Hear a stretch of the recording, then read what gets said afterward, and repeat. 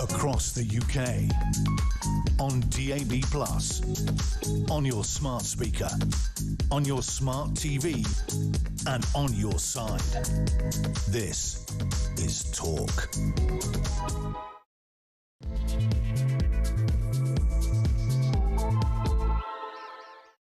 A very, very, very good morning. Welcome to the show. This is Talk. We are the home of common sense. I'm Julia Hartley-Brewer, whether you're listening on DAB+ radio or on your smart speaker, watching on YouTube or on your connected device. Thank you very, very much indeed for joining me. We are hoping that today is a very good day. Any moment now, we're supposed to be seeing the signing of the first phase of Donald Trump's peace plan agreed by Israel and Hamas overnight. Formal statements, not just from Netanyahu, from Hamas, from Donald Trump on Truth Social. Everyone welcoming it. It does sound like this is actually going to happen, but be caution, it's only phase one.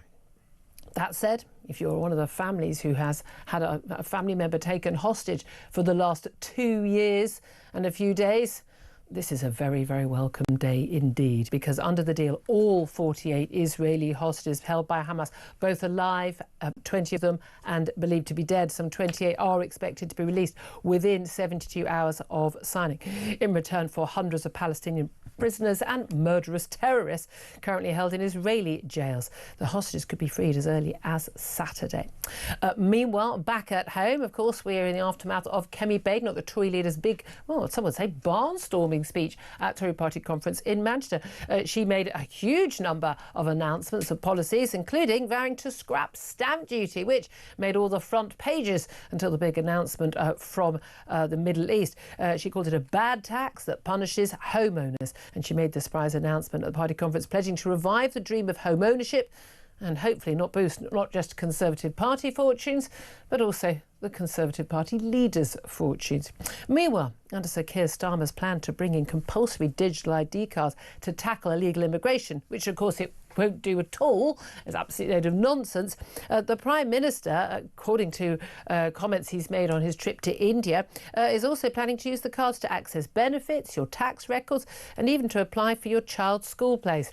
Yes, we've been warning you about digital ID cards. They're not just about making us, quote, safe, they're about controlling everything we do. Well, we'll be talking to Big Brother watcher Silky Carlo about that later in the show. I don't want any of the big international or national news to actually mean that we kind of take our eye off the ball when it comes to our fundamental basic civil liberties. Anyway, so much to talk about and so many top guests coming on the show to talk about all the big stories. And I'm delighted to say that joining us, you may remember him, an old friend of the show, Conservative commentator, Mr. Benedict Spence is live in the studio.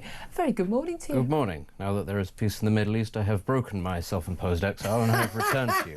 This embargo has ended, and I think everybody can be very grateful that there might be peace, but probably a little upset that I'm back. He has been released back into the studio, folks. We make light of it. Look, before I come to you, let me put the question to our audience. Calls already coming in, understandably, but Israel and Hamas have agreed the first stage of the Trump peace plan, with all 48 hostages set to be released within 72 hours. What's your reaction? Do you trust that this will lead to Middle East peace? I think Donald Trump may be over-egging the pudding there. Do you think that any deal is worth it to get these hostages home? Who do you praise? Who do you welcome? Who do you criticise for the failure of this to take so long?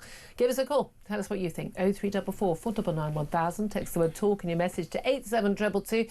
Get in touch with us on X at Talk TV. Calls charged at the national rate. Text costs £1. Standard network rate. Message, you knew that bit already. But also, I'd love to know whether you think that if we did have peace in the Middle East, just literally everything was absolutely fine. Hostages released, the prisoners released, the Hamas lay down their arms.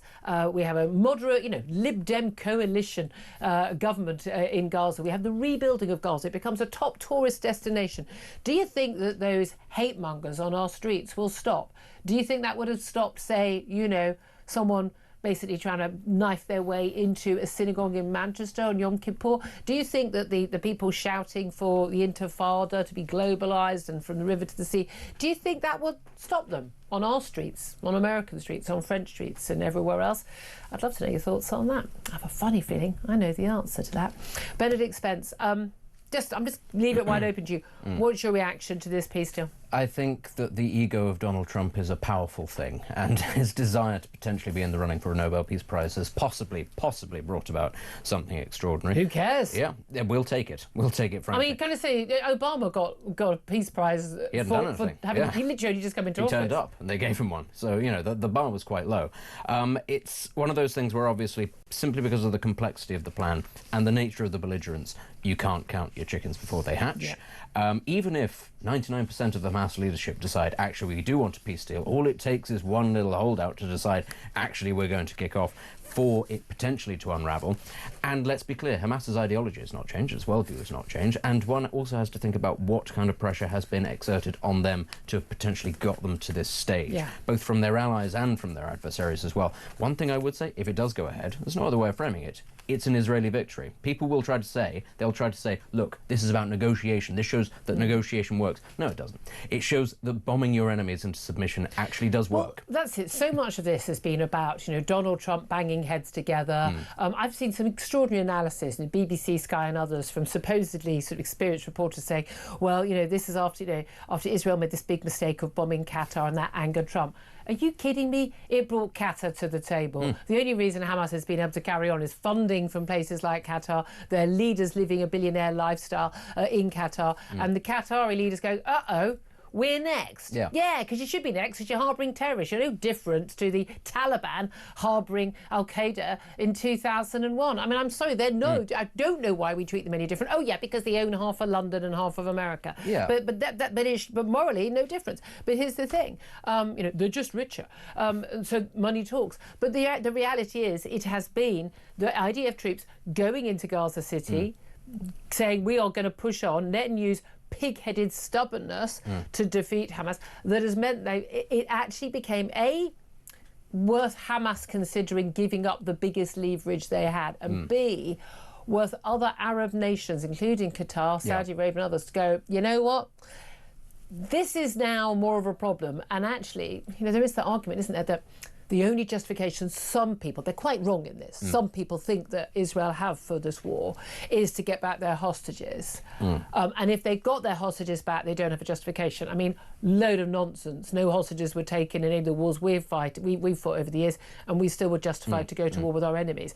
But do you think there is actually a lot of people think clever posturing and game playing going on? I mean, on the surface, a lot of Arab nations have been very vociferous in their opposition to what Israel is doing, but in reality, they were never going to be interested in rebuilding Gaza whilst Hamas was still there. You know, that was always a major obstacle, and why the Israelis felt that they were emboldened enough to go in, because in fact, even though Hamas wanted to start the next intifada, none of the Arab states, including Egypt, which is right on the border and has a huge military, none of them were going to go, yeah, do you know what we really want is a war with Israel? That's really in our interests. None of them were prepared to do that at any point. So from the start, they were isolated. You had all of these militia groups, be it the Houthis in Yemen, be it Hezbollah in Lebanon. Where are they now? You know, the Lebanese state doesn't function. It's able to disarm Hezbollah now because the Israelis have dealt so much punishment. Because Hezbollah was bigger than their own army. Yeah, the Israelis have lost fewer than 2,000 soldiers in this campaign. Actually, when you think about that on the surface, that's unbelievably good. That's a fantastic rate of return, given that some 23, 25 Hamas fighters have been killed. Exactly, and that's on home territory. But counted as somehow civilian deaths in Gaza. Oh, and journalists, there's about 50,000 journalists have died in Gaza. Oh, more than that. Yes, it's been more than any other war in history. All of them combined, in fact. Babies and journalists, the only people who've been killed in Gaza. They're high achievers, is what I could say. Well, not so much. I mean, as we're it making turns light out, of it, but that's how mad some of the propaganda is. There's no doubt at all. Has been dreadful. Reality is 100% is that that Israel has won this war against Hamas. But you can win a war without Hamas losing. Now, did we say at the end of the Second World War, yeah, okay, Nazis, you can stay in control, not a problem, carry on as you are. No, we carried on fighting the war until they were out, and we took over, and the Soviets took over half of Germany, we took over half of Germany. In some cases. There is actually... OK, I'm going to get a bit niche here. There are actually quite a lot of examples of Nazi officials having to be kept in place because of the fear of regime collapse. Okay, but there was that process of denazification. Denazification, exactly. So, we're not going to de-Hamasify. Yeah, it's a different thing. Do you think also, I mean, they're not going to lay down their arms, which they have to do, or even if they do, it'll be to sort of quietly come back into sort of they're going to just go underground, but they're going to be pulling the levers. Whoever has the weapons, whoever has the power, whoever is willing to kill is going to have the power in Gaza. Gaza realistically is not going to become, the sort of, democracy. and it's not going to become, like Sharm el-Sheikh was before the Arab Spring and before the bombs in Egypt, when, Sharm el-Sheikh was, was just becoming this amazing, where these peace talks taking place, this amazing, we used to go there on holiday all the time. Guaranteed sunshine 365 days a year, and beaches and lovely seas, scuba diving, what's not to like? Well, you only have to go there now to know, that has been destroyed and can very easily be destroyed. Yeah, I mean, that was set up by the Israelis, funnily enough. When they occupied the Sinai, there was nothing there before. Great people, they build, they make the desert bloom. What will happen in Gaza is that it will effectively become a bit like Lebanon. It'll be fractured. There'll be different political groups that will have to have a certain amount of political power, but it's not going to be a democracy. There's going to be an international peacekeeping force, and when we say peacekeeping, it's an occupational force. And the other thing is, as much as people are talking about the potential now for a two-state solution, I don't see a future where Gaza is part of the same future as the West Bank. Now, that's possible that turns into a democracy. Not a great one, but it could. Gaza, that's not. The trouble is, the democracy in the West Bank or in Gaza will lead to terrorists. Even Hamas would be re-elected in Gaza, and Hamas would be elected instead of Fatah running the Palestinian Authority Fatah were in the not West great Bank. people. But here's the thing: neither Hamas nor Fatah, who run the Palestinian Authority, which runs the West Bank, neither of these organisations, nor do most of the people they represent. Well, given the elections that were held 20 years ago, most of the people in those places actually are too young to have ever even had a chance to vote. Neither of those organisations believe in a two-state solution. They believe in a one-state solution, and that one state ain't Israel. So, can this ever happen? I don't know. Just to report that the Egyptians have reported that a ceasefire is in effect in Gaza. Now, I was in Israel only a few weeks ago and stood, 700 metres from the Gazan border. I was genuinely just standing there on the Gaza border, and you could see, bombs hitting. You could see that. Israel have also just confirmed that the ceasefire is in effect as well. So that is something. It's to be honest, it is remarkable if they've been able to get these two sides to the table at all. As I say, it's not through diplomacy alone. It is through Israeli military supremacy. If that was not the case, Hamas would not have accepted any kind of peace situation, because Hamas made it very clear from the start that they consider this, as you've just said, that the state of Israel is illegitimate and that actually it shouldn't exist. So we do have to come back to that, and we can say, look, the Arab states have been very helpful. Turkey's been very helpful. The United States, though, ultimately are the one that are driving this, and at no point have they been prepared to isolate or abandon Israel. They have made it very clear that there is no future with Hamas. Saudi Arabia has made it very clear that there's no future with Hamas. Egypt, Turkey, all of these people have said, look, in fact, we do understand this, that there's no other way out of this, and pummeling them into a position where they actually go, we have potentially had enough, was always part of the solution. As sad as that may sound, that's what a war is. No, that's what a war is, exactly. I mean, I must just correct myself. The Israeli government has said that the ceasefire will come into effect once the deal is ratified. That deal, we understand, is due to be ratified within minutes. I mean, there's been extraordinary celebrations at Hostage Square in Tel Aviv, and it is genuine. It's not possible. It really is not possible to convey how much the hostage issue dominates conversation in Israel. You cannot walk down a street, you cannot pass a park, you cannot walk past a restaurant, a shop that does not have yellow ribbons, does not have bring them home. The photographs, the names of every hostage taken and everyone still in captivity, dead or alive, they are, I defy any Israeli not to be able to name them all, to recognise them if they saw them in the street, well, from their faces, what they looked like 2 years ago, goodness knows what they look like now. This is all encompassing for the Israeli people, and this can only be the start. Nothing can happen without this. Here's the thing: back in Britain, I mean, there's a campaign against anti-Semitism rally outside Downing Street today at 7 o'clock. I'm going to be attending and going to be speaking about the failure of this government and indeed the last government to tackle anti-Semitism on British streets, which has been happening under the cover of, I care about babies in Gaza. Even if a single baby in Gaza is not facing troubles, their parents getting food, or facing being moved, or facing rockets to their home, I don't believe that those people are going to stop their vilification of Jews in Britain and their protests on the streets every fortnight. Bearing in mind the first protest on the street after the Hamas massacre on October the 7th, 2023, they tried to organise it while women were being gang raped and mutilated, while babies were being burnt in their beds on that day, before any IDF soldiers or bombs had been dropped by Israel on Gaza.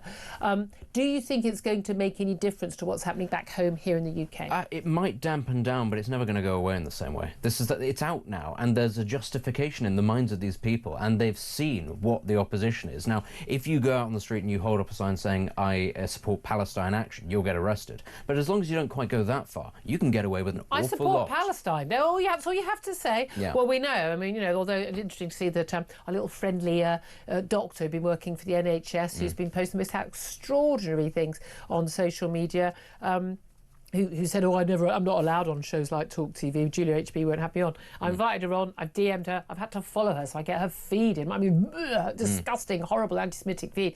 But the GMC, the General Medical Council, is re-looking at her. The police are now getting involved after complaints about her outrageous, blatant anti-Semitism. I mean, it's celebrating a terror attack on innocent people. This woman is an absolute foul person. But you know what? Still willing to have her on air. I've sent the invitation out. She's replied to me, won't give me a number so we can contact her, privately to get her on the show, which tells you everything you need to know. That's a shame. We're here all morning. I know, and genuinely, I mean, anytime. I keep checking my DMs, but she has not slid into them. We're not inviting like the enough. snake that she is. But say on air, say your piece, and we'll take you to task. Let's talk about what's happening back here in the UK. Big speech from Kemi Badenoch, the Tory leader, yesterday. She, at the beginning of the week, was facing some big question marks about her leadership. Possible, shadow cabinet, revolt. Talk about her not lasting past the May local elections. She wouldn't even confirm or deny what would happen after those, which she's expected Tories and Labour to get a drubbing. But actually, bit of a barnstorming speech, lots and lots of big announcements, very popular, not just with the Tory faithful, with a lot of other people. I mean, key, of course, front page news today, the stamp duty scrapping. I mean, I know that's something that you would have loved to have had in place. Of course, not happening now. 2029, you'd think, well, no, they're not even saying they do it immediately, because it does cost, 11, well, various. Is it 8 billion? Is it 11 billion? Will it be 29 billion? Depends. It's only your primary home. If you're only a second home as a landlord, which won't count, which I'm fully in favour of. But also scrapping business rates on the high streets, leaving the European Convention on Human Rights. That's a no-brainer. Axing carbon tax and electricity, dropping a hold of the net zero madness, slashing welfare spending. Trebling police stop and search in crime hotspots, ending all of the wokery in the police, closing down rip-off useless university courses, spending that money that would have gone on those tuition fees to boost apprenticeships, and reversing inheritance tax raid on family farms. I mean, yes. Here's the only trouble. They're not in power, and they're third in the polls. And according to the latest poll from More in Common out yesterday, they'd come fourth in the general election. And it's also a shame that they're not in power and weren't recently in power. Oh, wait, no, they were. Whoops, and that's why they're doing so badly. Because they've come out with all of these things that, many sensible people would go, absolutely, I love all of this. And the thing that everybody will say is, and admittedly, she was not Prime Minister, but they will say... She was in the cabinet? They'll say of the party generally...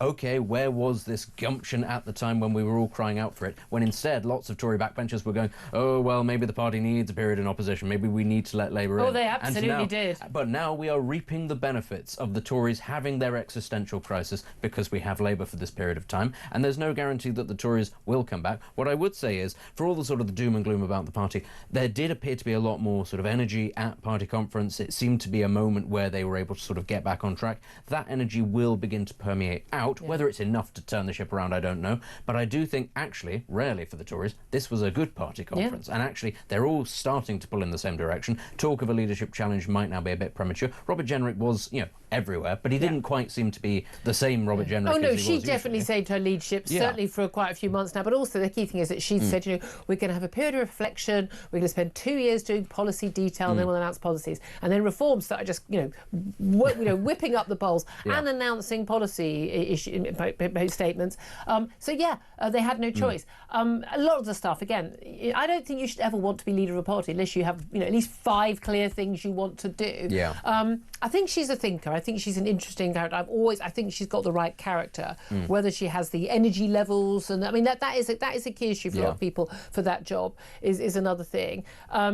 Whether she can take people with her is another thing. But that speech was absolutely, I mean, a big thumbs up on virtually every single count. Yeah. As you say, the key thing is we are so far away from election. In terms of stamp duty, there's no doubt at all. Anyone who understands at all about how taxes work knows that this is a terrible tax for the whole economy. Now, people are saying the usual suspects.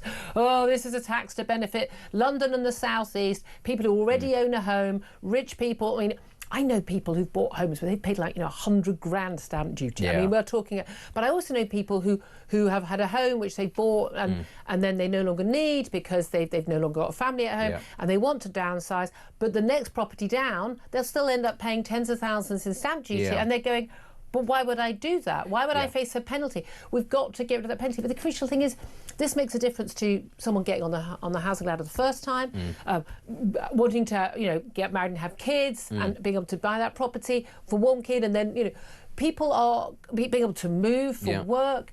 And crucially also, every time people buy a home, whether they buy a 1-bed flat or they buy a big sodding mansion in Mayfair, they employ builders and plumbers and electricians and decorators, and they buy furniture.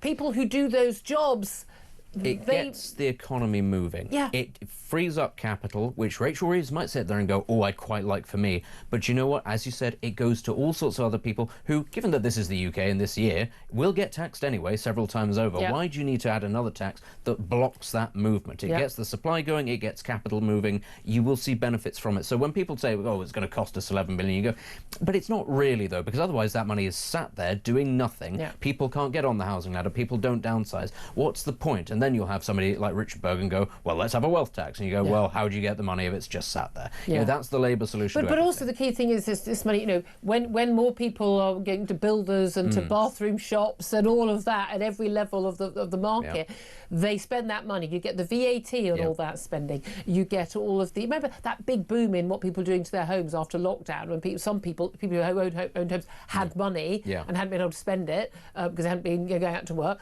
going on holidays and going to the pub or whatever, but they also had been sitting at home going, I want to improve my home. And so people will spend that money. You get the VAT, you also get the PAYE tax from all those other people being employed. I mean, this is such a good thing.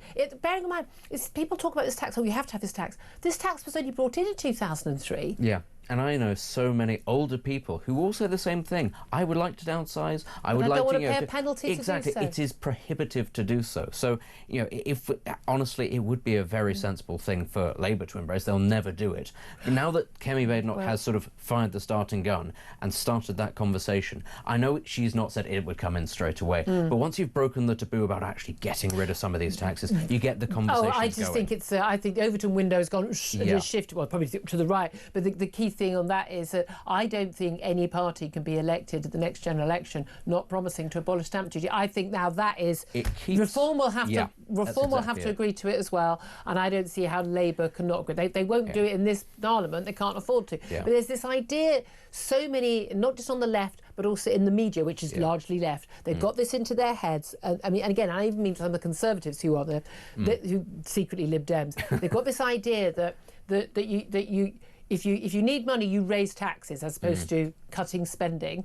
But also that raising taxes does raise money, when there's loads of evidence that you actually... It's the opposite. It's, you can have a bigger share of a smaller pie, or you can grow... There is no economy in the world that is booming that has the sort of high taxes that we've got. And the thing is, a lot of listeners to the show might disagree. A strong Conservative Party keeps reform honest. If reform has that trajectory now, it would be really easy for them to rest on their laurels if there's nobody snapping at their heels. If Kemi Badenoch is able to set out that good store and bring into the conversation, actually, it does need to be tax cuts. Reform can't get away with just going, oh, well, maybe it is, maybe it isn't, we're going to dance around on policy. If you're a reform voter, this is good for you as well. Good for you. Very, very interesting, though. We had two callers on straight after the speech yesterday who both had been Tory voters, now voting for reform, and were very impressed and going, oh, and they were taking another look outlook. So we'll see. We'll talk to lots of guests about all this. I want to talk about the China Spy trial collapse. The former cabinet secretary, among many people, including former directors of public prosecutions and others, questioning an awful lot about what Keir Starmer has had to say about the reasons for that collapse of that trial. As Alistair Heath in the Telegraph's writing today, this could be actually the final straw for his government. We are in possibly having to resign territory. Well, in normal times. Anyway, just an update, by the way, on the ceasefire hopes in Gaza. The Israeli Security Cabinet is going to meet at 3 o'clock UK time today, so 5 p.m. Tel Aviv time, to sign off that deal. That's going to be followed by a meeting of the government, so we're not going to see that formal ceasefire in place, despite what the Egyptian government has said, until after that. But we'll keep you posted on all those developments as they happen. Donald Trump flying to the Middle East, we understand, today. Do get in touch, give us your thoughts, 0344 499 1000 on anything we're talking about, but in particular your reaction to this first stage of the peace deal being agreed between Israel and Hamas, those 48 hostages dead and alive coming home in the next 72 hours. That's what we're being told is going to happen. Do you believe it will happen? And what happens next? Give us a call. This is Talk.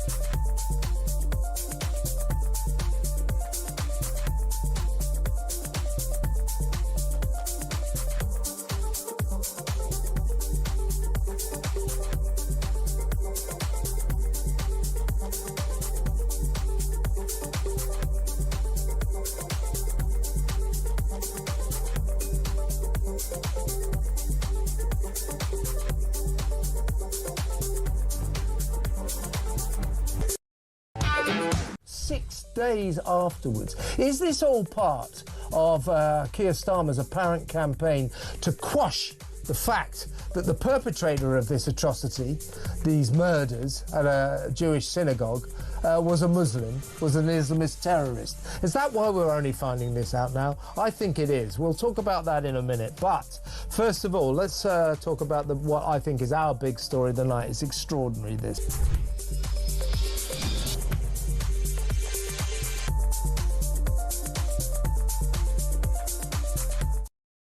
Across the UK, on DAB+, on your smart speaker, on your smart TV, and on your side.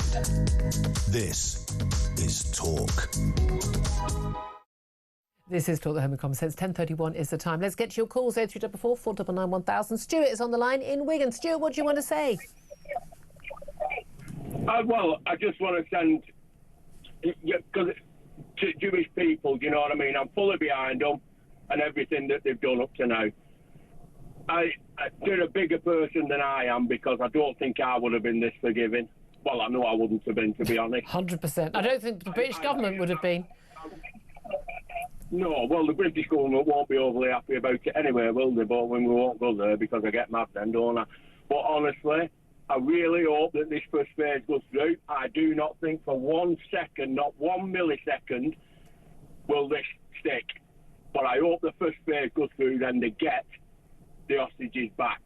That's the number one. And that was always the key thing. This has to be the number one thing that happens before anything else can happen. And this is the top priority right now for the people of Israel, indeed. But I'm with you. I don't believe it will stick either. I'd love to be hopeful. But funnily enough, I don't think you can trust murderous terrorists who want the other side to be dead. I'm just not sure they're a trustworthy group of people. Stuart, thank you for that. Sorry for the quality of the line there. Daniel is in Epsom. Daniel, what do you want to say? What do you want to talk about? Oh, are you, Julia? Hi, Benedict. Hello. How you doing? He's well. He's well. Oh, he's so touched. Well, I just want to say, I mean, I quite liked Kemi's speech, but I do feel, I mean, as an ex-Conservative, someone who ran for them and volunteered for them myself, I can't help feeling that there's nothing that they can currently, because what they haven't really done is address the fundamental issue. Half of the Conservative Party are still centrist, socialist Lib Dems in blue ties. Right, yeah. And they haven't got away, worked out that was the problem, and got rid of them. So they're all still there.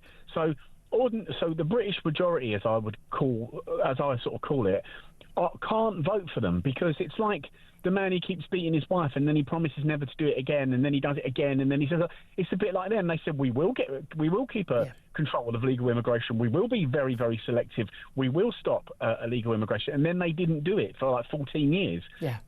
Election after election, people just don't trust them. You're quite right, and I raised this point yesterday, and that's the thing, But I suppose it's got to start somewhere, hasn't it? But I agree with you. The fundamental things they're going to have to decide. I think it's about a third, but basically about a third of of Tory. There you are, Freudian.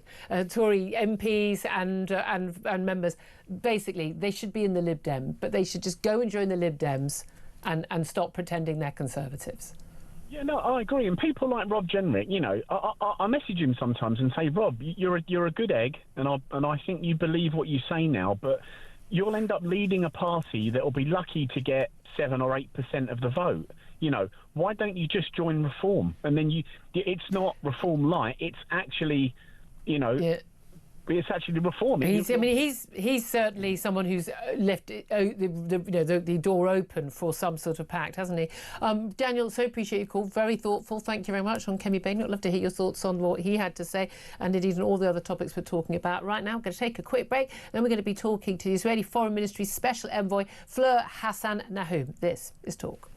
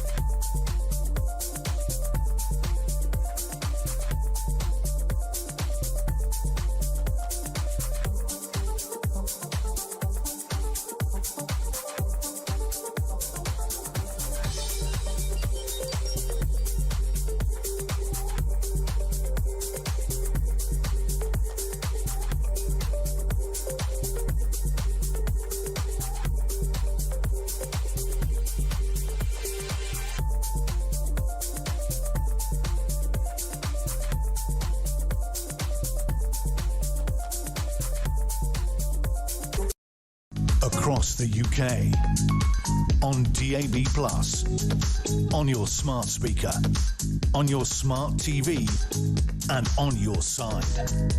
This is Talk. Good morning, welcome back to the show. 10:36 is the time. I'm Julia Hartley-Brewer and this is Talk. Well, of course, there's no doubt at all the biggest story today, the Gaza peace plan. Phase 1 agreed. It's going to be ratified by the Israeli government later this afternoon. We had hoped to be done by 10 o'clock this morning, but no, meetings are taking place later today. But what does it actually mean? How soon will we see those hostages released? Let's talk to Fleur Hassan-Nahum. She's the Israeli Foreign Ministry's special envoy. She's former deputy mayor of Jerusalem and joins us now live from Israel. Very good morning to you, Fleur. Hi, Julia. Thank you so much for joining us. I have to say, I was really pleased to be able to meet you on my recent trip to Israel. You spoke to the good people I was travelling with. I could not have believed then that we would be discussing today the prospect that within the next 72 hours, every single one of those families that I met, Hostage Square, and have interviewed over the last couple of years, could possibly be getting their loved ones home. Just tell us your reaction when you saw that this deal was, well, agreed. Absolutely. So we knew that something was happening when Witkoff and Kushner show up in Egypt and the rest of the government representatives for Israel. And we're just thrilled but cautiously optimistic because ultimately we don't know what's going to happen in the next 48 hours. But at the moment, it looks like these hostages are coming home. There's been an incredible amount of pressure put on Qatar and on Turkey, who are essentially the only people still supporting Hamas.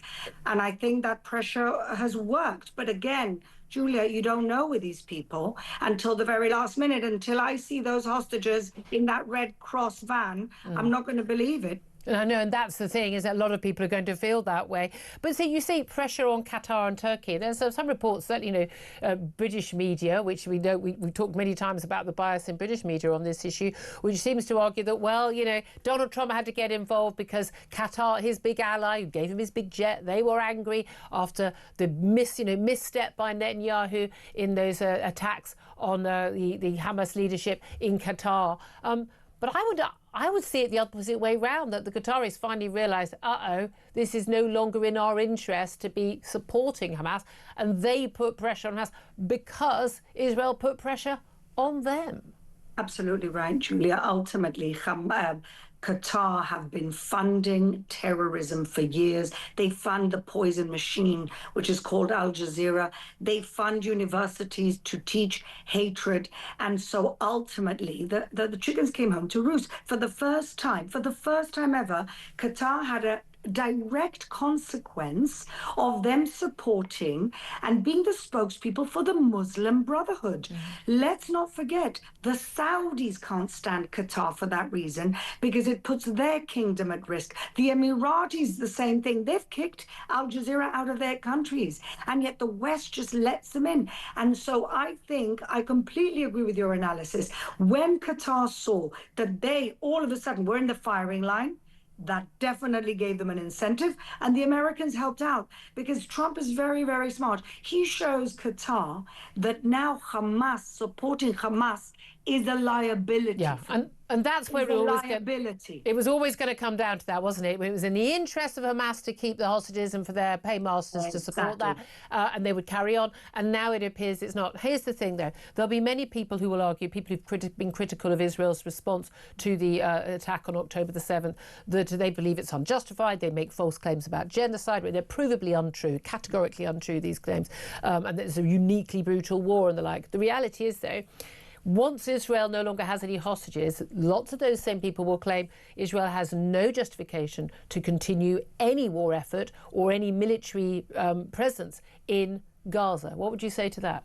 Well, that's why there's a 21-point plan that Trump and his people presented and very cleverly got the rest of the Arab world to sign off on it, the Europeans to sign off on it. All these people, all these cheering squad for the two-state solution, they've all signed off on this 21-point plan. And the 21-point plan... I thought it was 20 now.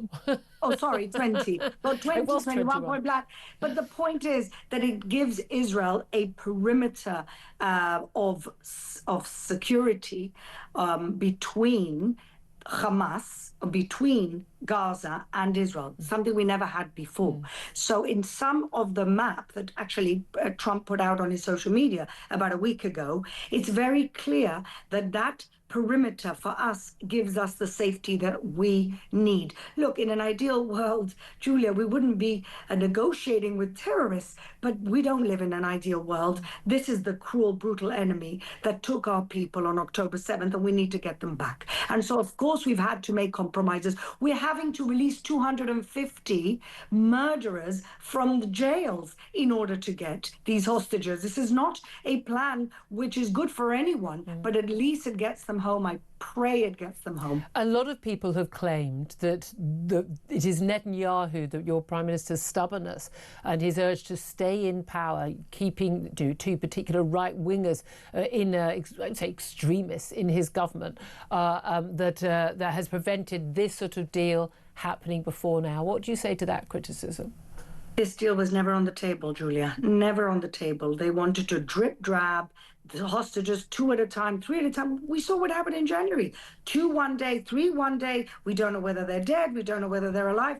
That was the psychological warfare they were doing to us. And Trump came and said, or all or nothing. And if you don't release all the hostages in phase 1, Israel can do whatever they want with America's backing. That type of gun on the table, which is very, very typical of Trump, is what works in the Middle East. You know, this is what works here. You're dealing with people who would take us back to the 7th century if they could with their brutality. What are they going to understand? Yeah, I mean, this is the thing. The trouble is, people say this peace plan's been agreed and Donald Trump bigs it up and he's doing all the big, I don't believe for a moment that Marco Rubio, the Secretary of State, walking in with a note that they knew would be able to be seen by the cameras, wasn't part of theatrics of this. And he makes the announcement he's going to fly to the Middle East. He wants to be there for it. I don't care. Give the guy 14,000 Nobel Peace Prize. There was a guest of mine said yesterday, give him the prize for physics and astronomy. You give him the prize for everything. But this, I mean, he's done more than most people who've got a lot of those prizes. But here's the thing. The peace plan hasn't been agreed to by Hamas. It's been agreed to by the Arab states, by America, by European nations, and by Israel. But Hamas have said yes, but they've said yes to this phase. This is just phase 1. After that, there is no agreement. And the trouble is that actually the after that bit is rather more complicated. It is rather more complicated, but that's why there's a 20-point plan with milestones. And so you want this, you have to commit to that. You want that, you have to commit to that. The biggest sticking point is the disarmament, because it's a terrorist group. Their raison d'etre is arms. And that is the biggest sticking point. Are Hamas going to remain governing Gaza? And I hope they don't, mainly for the Palestinian people living in Gaza. They deserve a better leadership than murderous jihadists, people who actually want to give them a future, want to develop an economy. They had that opportunity in 2005, and they elected this terrible government, and this government, of course, never had an election again, and they've taken the people to ruin. And so I hope that this is not just peace for us and quiet for us, but the opportunity for Gazans to have a better future. Well, we shall see what happens. Fleur Hassan-Nahum, thank you so much indeed for joining us, Israeli Foreign Ministry Special Envoy.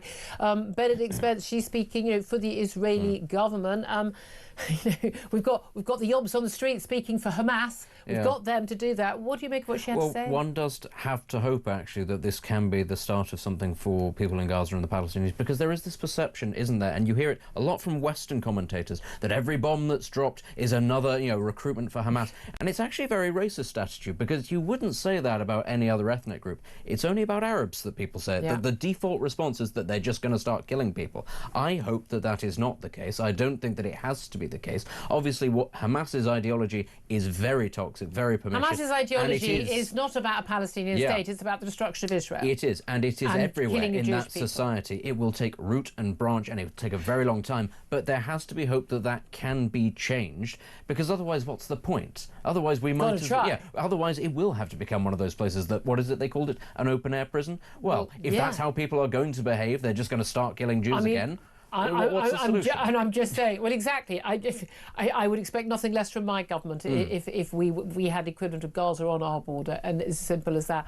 Love to hear your thoughts on this. Give us a call 0344 499 1000 if you want to talk to us about stamp duty as well. Love to hear your thoughts, and indeed that China spy trial as well. Oh yeah, and by the way, job advisors being put in GP surgeries and hospitals to deal with the long-term sick and help them get back to work. Do they want to work? Is it help that they need, or frankly, is it a kick up the backside? Well, we'll talk about that a little bit later. But up next, we are going to talk to Paul Johnson, formerly of the IFS, about that stamp duty announcement from Kemi Badenoch. Is it a good thing? Is it a bad thing? And what will it achieve? This is Talk.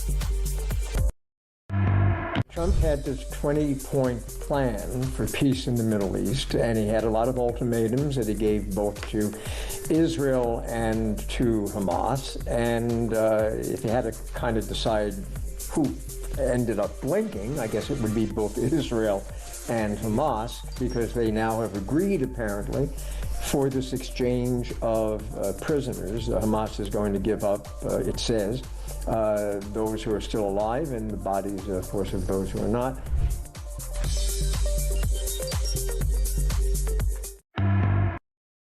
Across the UK, on DAB+, on your smart speaker, on your smart TV, and on your side.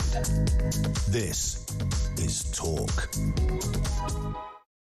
This is Talk, the Home of Common Sense, with me, Julia Hartley-Brewer. Benedict Spencer with me as well. Get his thoughts on what my next guest has to say on what the big announcement, the big sort of rabbit from the hat in the last couple of moments of Kemi Badenoch, the Tory leader's speech at party conference yesterday. Big, warm applause for it in the conference centre. And that was, of course, scrapping, abolishing entirely stamp duty.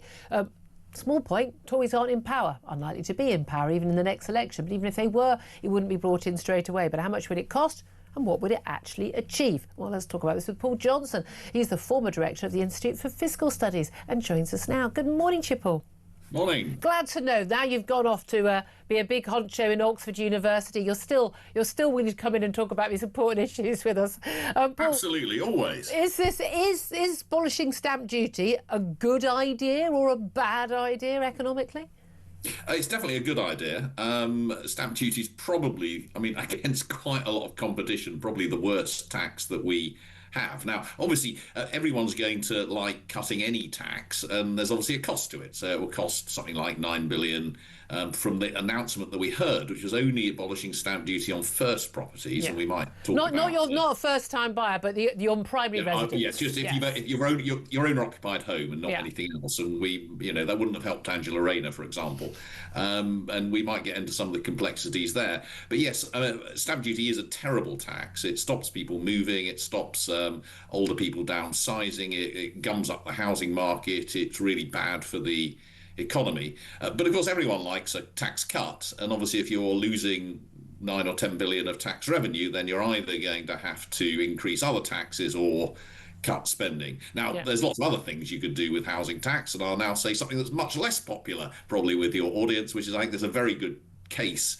for matching, or at least partly matching that cut in stamp duty with an increase in council tax on expensive properties, not on all properties, and you could probably cut council tax on less expensive ones, but you would offset some of the impact of that stamp duty cut by increasing They've got to find the money somewhere or not spend it. But here's the thing, I mean, lots of governments, let's face it, the Treasury are desperate. They're obsessed with this on a daily basis.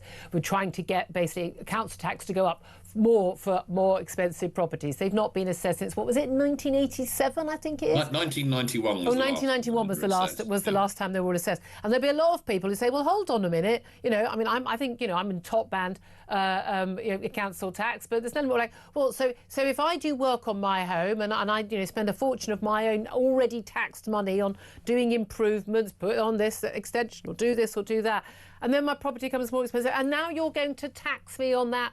But don't we want to encourage people to look after their homes and improve their value? Do we not want to do that?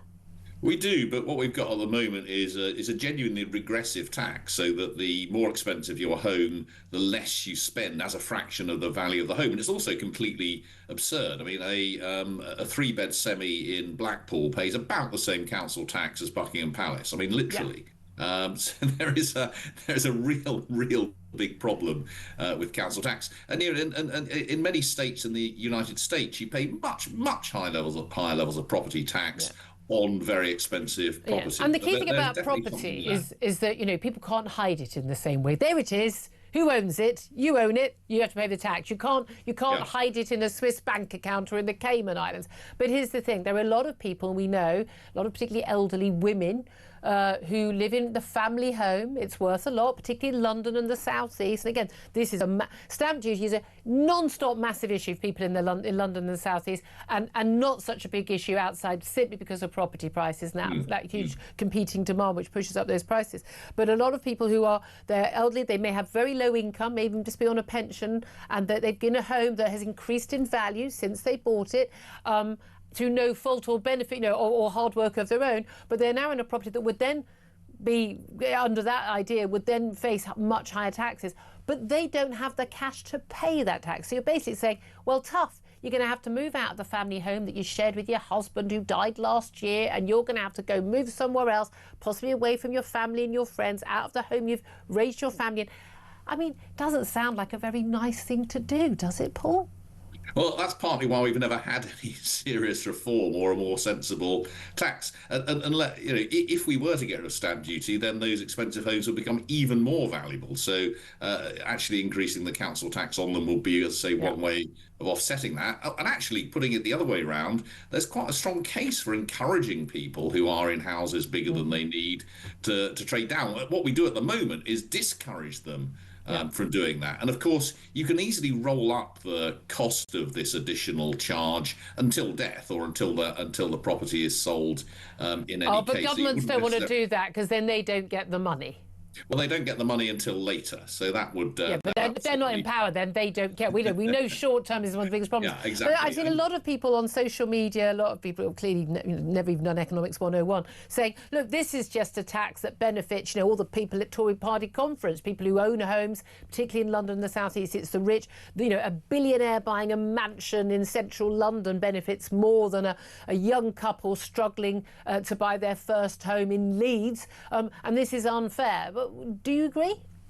No, not really. I mean, partly, as I say, you would want to offset this a bit through council tax, but more generally, you need to see the whole housing market as a sort of continuum. So if people are moving house more, then that's actually benefiting people who are moving up the housing ladder. It's rather like the conversations one has about building new houses and what kind of new houses to build. Even if you build quite big, expensive new houses, that still benefits people further down the chain, because it makes it easier for people to move up, and actually forcing sometimes 35% of new properties to be so-called affordable, in other words, council or housing association properties, actually increases the cost for the majority of people compared with the world in which we put them all on the market. Now, clearly that will be more difficult for the very poorest, but the way we do it, actually, both with things like stamp duty and those kinds of and council tax and those kinds of contributions to social housing, all of those actually make life harder for sort of middle income people looking for to be buying properties in the middle of the distribution. Yeah, and there's so many young people who want to start families and can't afford to because they can't afford the stamp duty on a family home. I mean, it's a massive issue. I know for people I know and their children. The key thing here, though, is because where are you going to get the money from? And as you touched on, Jamie Badenoch also talked about slashing welfare spending. That's one way of finding the money. What do you make of what they've announced so far? Not much detail about how they will actually cut welfare spending, in particular that absolutely exploding number of people on benefits for disability or long-term sickness. Yeah, I think one needs to be very careful here about to be a bit nerdy. What's the counterfactual here? Are they slashing what we're spending now, or are they slashing what we will be spending under current plans in the future? Because if you look back at this government's plans, I mean, there was all of that fuss about their plans to, in inverted commas, cut disability benefits. But what they were actually doing was aiming to slow the growth in disability benefit spending, and even that they couldn't get through Parliament. Now, one assumes that a Conservative government would be able to get cuts through, but the scale of the cuts that they've got wouldn't. Where would you get 47 billion when we know we're going to be spending more on health? Everyone's committed to spending another 36 billion on defence over the next 10 years or so. So do I believe that given current levels of spending, a Conservative government would actually cut 47 billion off that? No, I don't really see that happening. Is there a way of slowing the growth over the next few years? Then yes, that's perhaps more. That's really not going to be good enough, though, is it?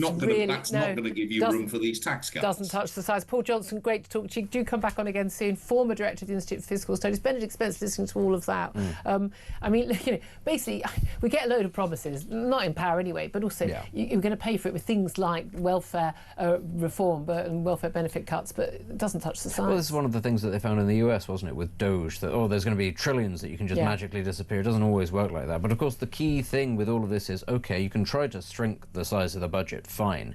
The thing that provides the wealth in the first place is creating wealth, and that's, I think, the bigger pie. That's a much more important thing. It sounds really good to say we're going to get tough on benefit scroungers or donkeys. Well, having those people not claiming benefits and seeking jobs, that helps other people create wealth because they can employ them. It is important, but the main thing that you need to go for is growth, and that does mean things like energy prices coming down. And this is where stamp duty does help, because it gets the housing market moving again. It's not just about the take in the short term; it's about the broader long-term vision. Exactly. And that's what we haven't had for too long. We've been happy for the state to pick up the tab for all sorts of things and not actually pay attention to where does the money come from in the first place.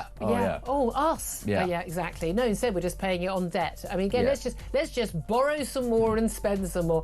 I think that whoever gets elected the next election, and I'm not entirely sure that any party is serious about this, needs to have a reckoning with the British public. The British public need to have a bit of a wake-up call about how we are living beyond our means. I'd love to hear your thoughts. 0344 499 1000. Lots more top guests to come. This is Talk.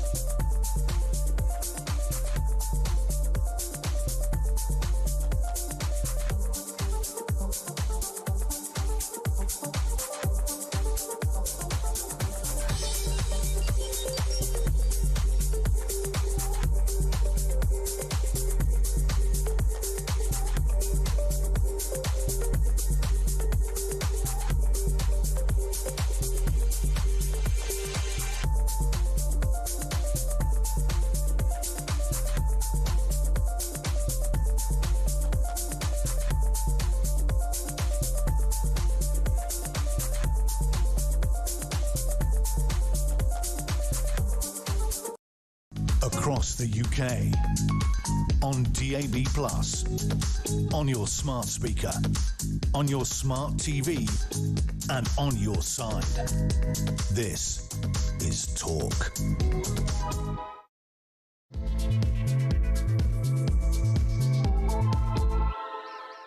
Very, very good morning. Welcome back to the show. So appreciate your time. I'm Julia Hartley-Brewer. This is Talk. We are the home of common sense. And whether you're listening on DAB+ radio or on your smart speaker, watching on YouTube or your connected device, thank you for joining us. Don't forget, if you miss anything of the show, if you've missed the last hour, do go to my YouTube page. The Julia Hartley-Brewer Show is what we've called it, to make it easy to find on YouTube. Hit subscribe. You never have to miss a thing. Coming up in this hour, Israel and Hamas have approved the first phase of Donald Trump's peace plan.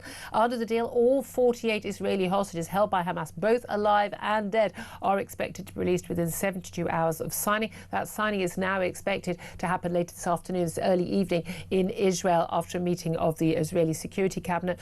And it's going to be in return for hundreds of Palestinian prisoners held in Israel, some of whom are murderous terrorists. The hostages could be freed as early as Saturday, we're told. Meanwhile, I'm going to talk more about stamp duty after Kemi Badenoch vowed to scrap the hated tax. And even Paul Johnson, formerly of the IFS, says it is the worst tax that punishes homeowners and the economy. We'll be talking about that and whether or not her speech has actually saved her leadership. For now, anyway. Plus, job advisors are going to be based in GP surgeries and hospitals to help the long-term sick return to work. But will that make any difference? All of that coming up. Plenty more besides, including the China spy trial collapse, and yet more people who can and may well know what they're talking about, turning up to say that not entirely sure that Keir Starmer is being honest with us and why that deal, that trial has collapsed. All that coming up throughout the show. Plenty more besides. And joining me throughout the show is Benedict Spence, Conservative commentator, and back, you know, one night only. Yes, it's a reunion tour. The reunion That's tour. what it is. Benedict Spence back in the room. It's fabulous to have you here. Thank you. Great to have you actually on a day when I know you know your stuff when it comes to issues like, you know, the international affairs. How hopeful are you that this peace plan agreed between Hamas and the Israelis in Egypt at these peace talks in Sharm el-Sheikh? Apparently, you know, a ceasefire deal is going to be agreed and largely already in place, we understand.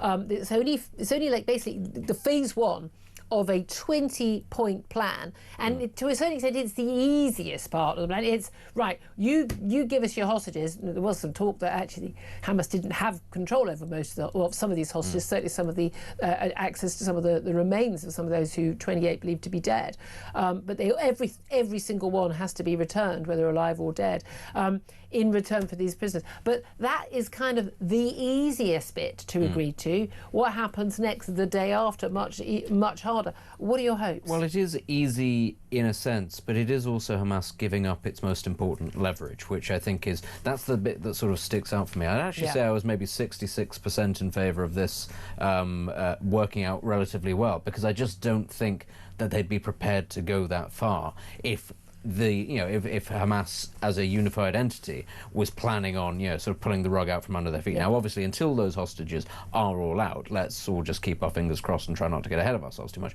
But that in itself is a good sign. If it was some of the hostages that they were offering, well, then you're going, we know what's going on here. That's always what's been on the table before. Couple here, couple there, in return for a few hundred murdering terrorists. To give it the impression that they're prepared to talk. But actually, if they are prepared to do all of that, well, then all of a sudden you're going, all right, well, that is tangible progress, because what leverage do they have after that? Nothing. But really. Here's the thing, if that was their leverage and they're giving it away, so they haven't suddenly decided, you know what, really happy to have Israel as part of the two-state solution. Of course not. They still want to kill every single Jew, every single Israeli, and by the way, us in the West too. Wake up, everybody.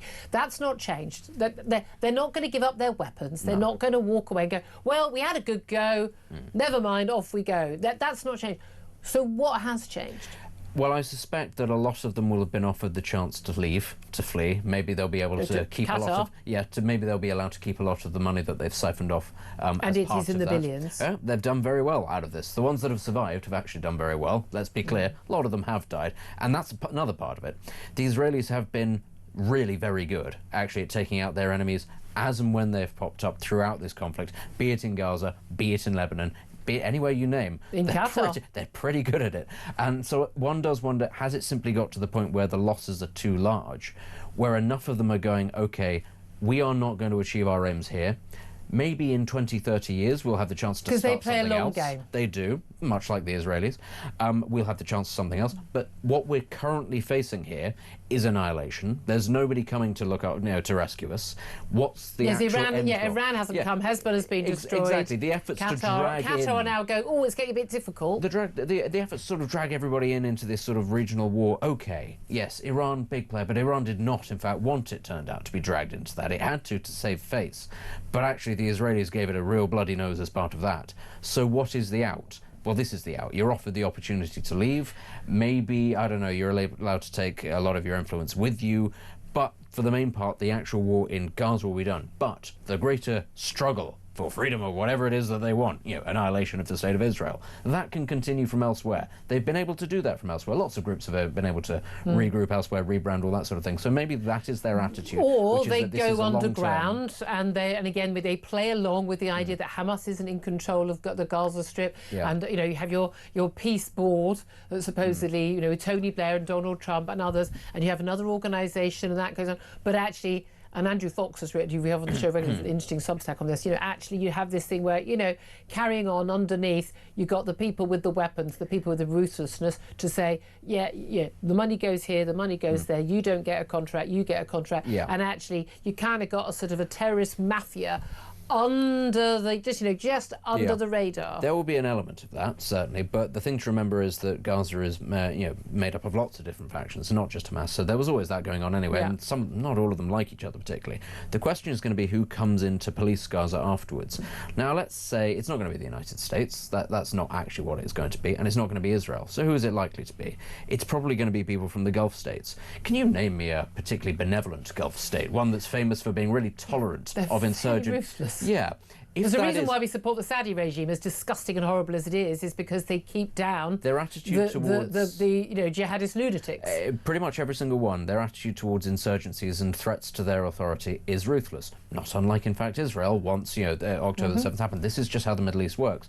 That is probably who's going to end up doing it. It's not going to be any one state. It'll probably be a coalition. But I can't imagine them saying, because these will also be the countries that are funding the rebuild, I can't imagine them saying, yes, we're happy to pour tens of billions into rebuilding this place, and we're going to staff it for security reasons, and we'll be more than happy to look the other way as Hamas siphon this off. Not going to happen. It will be simply replacing one military with an actual occupation. They've been saying for however long, Israel occupies Gaza. It doesn't. But now they will be occupied by somebody else, and they'll call it a peace coalition or whatever. That's probably what's going to happen. Well, we shall wait and see. There's going to be an announcement this evening. Israeli government expected after cabinet meetings to ratify this evening. I want to know from you what you make of this. What's your reaction? Give us a call 0344 499 1000. Text the word talk in your message to 87222. Get in touch with us on X at Talk TV. Calls are charged at the national rate. Text costs one standard network rate message. But you call in on any of the topics. We already had calls in, obviously, on stamp duty as well. We'll come to that in just a moment. Going to just bring you up today. Also, obviously, news we had yesterday regarding Jihad al-Shami, who was the man behind the horrific attack on the Manchester synagogue on Yom Kippur just over a week ago. Just a week ago now, actually. He apparently made a 999 call to the police while he was kind of in the middle of this attack, pledging allegiance to Islamic State. I mean, shocked. The police seem to be terribly confused about, we're not quite sure what the man called Jihad, who was trying to kill Jews and shouting to the people bravely holding those synagogue doors closed. This is for the children. Obviously, those Gazan children, which, the David Lammy and Keir Starmer talk so much about. But it was rather obvious what his motivation was. Do you think that if this deal had come into place last Wednesday, that this attack would have happened? Do you think that those celebrations, because that's what they were on October the 7th, on Tuesday, would have taken place? The people shouting for globalised the Intifada from the river to the sea, those masked men in the cafes, the anti-Semitic doctor, the delightful Dr. Rama Al-Adwan, who I've been invited on the show. She says she's not allowed to come on shows like mine because we can't. Something about something about the narrative or the agenda. I don't know. I've invited her on. She's tweeted. She's seen the message. She's replied. But she, for some reason, won't actually give me a number so that my producer, which of course we would never share publicly, which my producers could call to book her actually onto the show. If you're listening right now, love, you're welcome to come on. Or, I mean, you know, I'm not going to platform anti-Semites, but I'm quite happy to challenge them on air. But we've got, you know, anti-Semitic doctors. You know, like, she's been working for the NHS. She used to work at my local hospital, which is a Jewish area, for goodness sake. Having a doctor who thinks that you're subhuman and that you should die as your doctor. I mean, good God.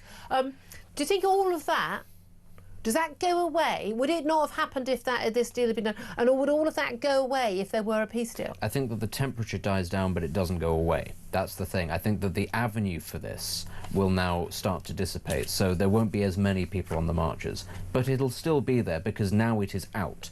And these are things that have been thought by great swathes of British society for a long time, and we've simply not been prepared to challenge them because it's been kept under wraps, and you don't question, you know, other ethnic minority communities because that's not very tolerant or diverse, so you don't delve into that sort of thing. It's out now. We see it. You can't avoid it. And they will feel emboldened because they've been able to test the limits of what they can get away with. Some things they can't do and say, but rather a lot of things they now understand that they can. And so I just think it's going to be one of those things where, in the case of the attack in Manchester, that would have happened either way. That would have happened if the peace deal had been announced the day before or the week before, because that individual had got to that point where actually he felt emboldened. And, you know, maybe that had happened over the course of the last couple of years, but let's be clear, it probably happened over the course of his lifetime, is where we were leading. I mean, his father had called him jihad. Yeah, it's... and we had attacks in 2017, long before all of this. It reads like a Norm Macdonald joke. Honestly, you know, police believe that, you know, Jihad al-Shami, who murdered some Jews outside a synagogue, may have been radicalised by Islamic fundamentalism. Yeah. And you're going, my word. Police think that a man called I hate Jews and want them all to die may possibly be motivated by anti-Semitism. Honestly, it's the sort of thing 5 years ago we would have heard somebody tell us a joke and you'd laugh because you go, how ridiculous that the police would come to that late. But it is the reality. Yeah. And it is a worryingly large proportion of the population have these views, and you hear them on these marches. And that's not just the non-Muslim population, there are also large number of people. And I think that's down to stupid statements from David Lammy and Keir Starmer, all of that. I think it's down to the BBC and others who, and ITV and Sky, they're all just as bad as each other. BBC gets more of a rap because then we're paying their wages.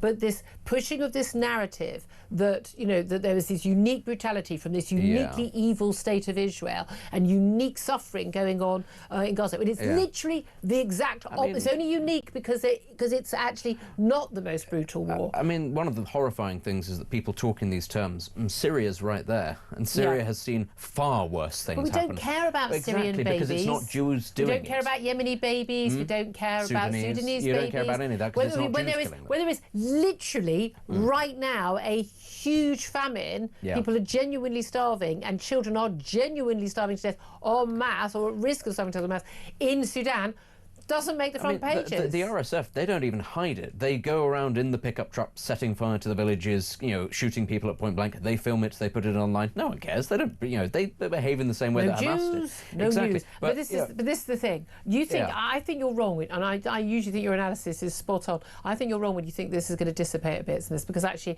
I don't think there's a single person who's been on these marches who gives two hoots about babies in Gaza. I don't think they care about a Palestinian state. They hate this state. They hate not just Jews in this country, but they're top of their list. They hate me, they hate you, they hate Labour, they hate Tories, they hate Reform, they hate the Lib Dems too.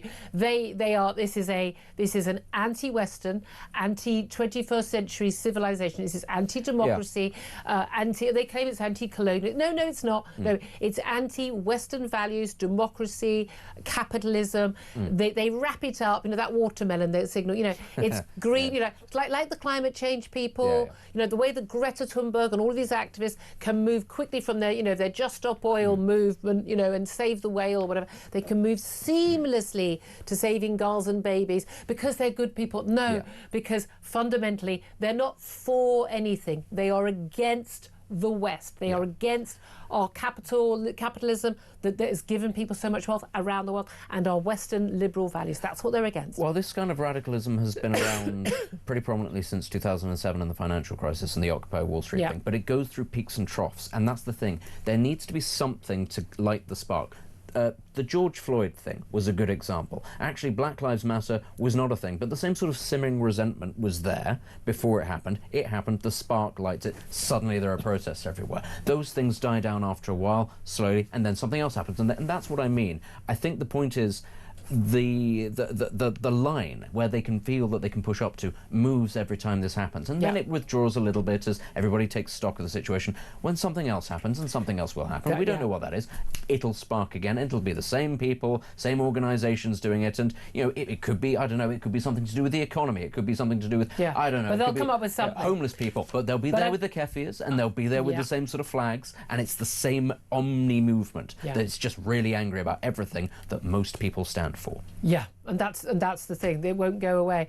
Let's also talk about something that won't go away. And this China spy trial collapsed last month, and it was claimed by the senior prosecutor in this country, the Director of Public Prosecutions, a job that the Prime Minister used to have, that the spy trial had collapsed because the government refused to provide evidence that China, the allegation being that two British men had basically spied, Christopher Cash and Christopher Berry had spied for China, and that China was a threat to national security and was an enemy state. Now, those two men have denied those charges. The trial has collapsed, and the CPS boss, the DPP, said, look, it's because the government wouldn't provide us with evidence. Now, Keir Starmer has hit back, and we're told that there were numerous meetings between his national security advisor, Jonathan Powell, with the Chinese authorities, or loads of representatives of China. Everybody's representative of China is basically closely linked to Xi Jinping. That's how it works. And the allegation is that Keir Starmer's basically, for political reasons, to sort of keep an economic deal going with China, they have done this. Now, Prime Minister has said basically, no, we had no choice. We couldn't provide evidence that didn't exist under the law in which these people were charged. At that time, China was not designated an enemy state. We can't take it back. Now, the former top civil servant, I'm not a man I do not hold a candle for, former Cabinet Secretary Simon Case, now Lord Case. He served as Cabinet Secretary under Keir and Rishi Sunak. I mean, also under Boris Johnson, by the way. Watched all those parties happening while we were being locked down. Didn't have a problem with it. He has questioned that explanation, along with numerous other former directors of public prosecutions, a former head of MI6, the former head of the government's counter-terror watchdog, and 3 former Tory cabinet ministers, all of whom say, no, China was absolutely designated a threat to us. And we've actually got government ministers like Security Minister Tom Tugendhat at the time in Parliament making statements. We've got documents saying it. So it does appear that Keir Starmer has been caught out in a very, very big, serious, damaging to Britain lie. But what I would say is he's already begun the process of giving away British sovereign territory for not very good reasons, and that doesn't seem to have brought him down. So what's a little spiring between friends? It's one of those things where, if we're being honest here, China is a hostile state to the UK, absolutely. But Britain is also not really in a position where it can go around irritating China, because previous governments have made us so beholden to this, and we're not alone. Lots of Western countries have fallen for this trap, where we are beholden to the success and continued reasonable relations with that country in order to prop ourselves up. China has done a fantastic job of re-augmenting great swathes of the global economy to insulate itself, and it's done that because it has eyes firmly on the United States. It doesn't really see us as a threat. It sees us as a US ally, and therefore something that can be used. They're not interested in, communism, taking a route here. What they see us as is something that can be used for or against in its struggle with the United States. Starmer, but it's a struggle with the United States for taking over the world. I mean, I think people need to understand China wants to be the greatest power in the world instead of America. It does. Well, that's their raison d'etre. I think what China would settle for simply being in a position where the US cannot challenge it. I don't think think they're that the already Chinese, in that position, given how much America is reliant on cheap Chinese goods. Once upon a time, the Soviet Union was in that position, and the Chinese learnt from that experience that you cannot rest on your laurels. Yeah. And it's as much as this is the tricky thing about taking over. They don't want to take over because what China has is a symbiotic relationship with the US, and that's very painful for the US. China relies on the US economy as much as anything else to buy its goods. So China needs it to survive, but one cannot be bigger than the other. But here's the thing. Regardless of what China wants to do and how they regard us, why is our Prime Minister, why is his National Security Advisor, I mean, trade. China's not going to suddenly stop trading with us. They need us the same as we need them. But the reality is, like as with the Chagos Islands again, given to Mauritius very much beholden to China. We know what's going on there. But they're talking about we're talking about a spy trial, okay? Serious allegations. Yes, denied, but serious allegations. If you stop a trial from going ahead, because that may well just be embarrassing the Chinese government, and they don't like being embarrassed, they really don't like being embarrassed, then you are putting that nation state, that hostile nation state that spies on us and would wish us ill at every opportunity, ahead of the safety and the security of this country. That, last time I looked, made you a traitor. This is the thing, and it's reflected in what happened with the Chagos Islands. Keir Starmer and a lot of his allies are very hot on the idea of the rule of law and procedure. But what they really care about a lot more is internationalism, because in a post-imperial world, Britain, as I've said, is fairly weak. But what they feel is that Britain can have influence on the international stage if it is respected and liked by the rest of the world. Which is, of course, a stupid position, but it is one that they sincerely hold. They think that Britain, with its diplomatic skills and its soft power, can still be a big... And that's, of course, foolish. But that is why they are prepared to bend the rules. These rules that they think are so important, they're prepared to bend them if that means that... Same for the recognition of a Palestinian state that doesn't fulfill any of the basic requirements of the state. That a foreign dignitary in a smart suit will shake their hand and meet their eye at an international summit, because that's where they feel they should be. Well, there are some commentators, and the fact that so many of these senior figures have spoken out, and basically very credible senior figures spoken out to say what Keir Starmer has told the country is untrue. If he said it in Parliament, if Parliament was sitting, and he was proven to be untrue, as opposed to saying it on a trip to India, he would have to resign. Okay, now would he? Have things changed enough so much? I mean, Boris Johnson wasn't forced to resign after he blatantly lied to Parliament over Partygate and things like that. Who knows? I'd love to hear your thoughts on this, because the thing about this one is it's quite a complicated one, and and a lot of the details are difficult because it's a spy trial and it's fallen and people denied these allegations. But when enough people, the former Director of Public Prosecutions, former Tory cabinet ministers, former Chief Prosecutor, former head of MI6, former counter-terror watchdog say, no, that's not true, Prime Minister, maybe we should be listening. I'd love to hear your thoughts on that, your thoughts on the Gaza and this possible peace deal, on Kemi's big speech yesterday. Did she save her job and the stamp duty being abolished? Is that a key thing that would bring you back to vote for the Tories? Love to hear your thoughts. Give us a call. 0344 499 1000 is the number to call. This is Talk.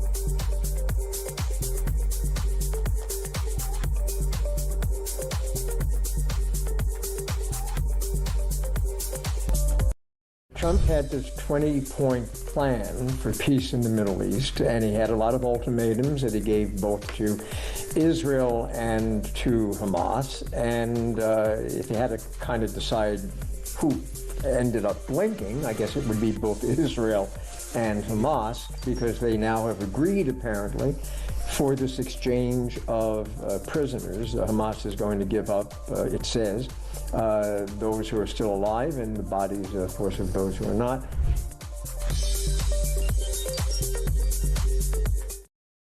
Across the UK, on DAB+, on your smart speaker, on your smart TV, and on your side.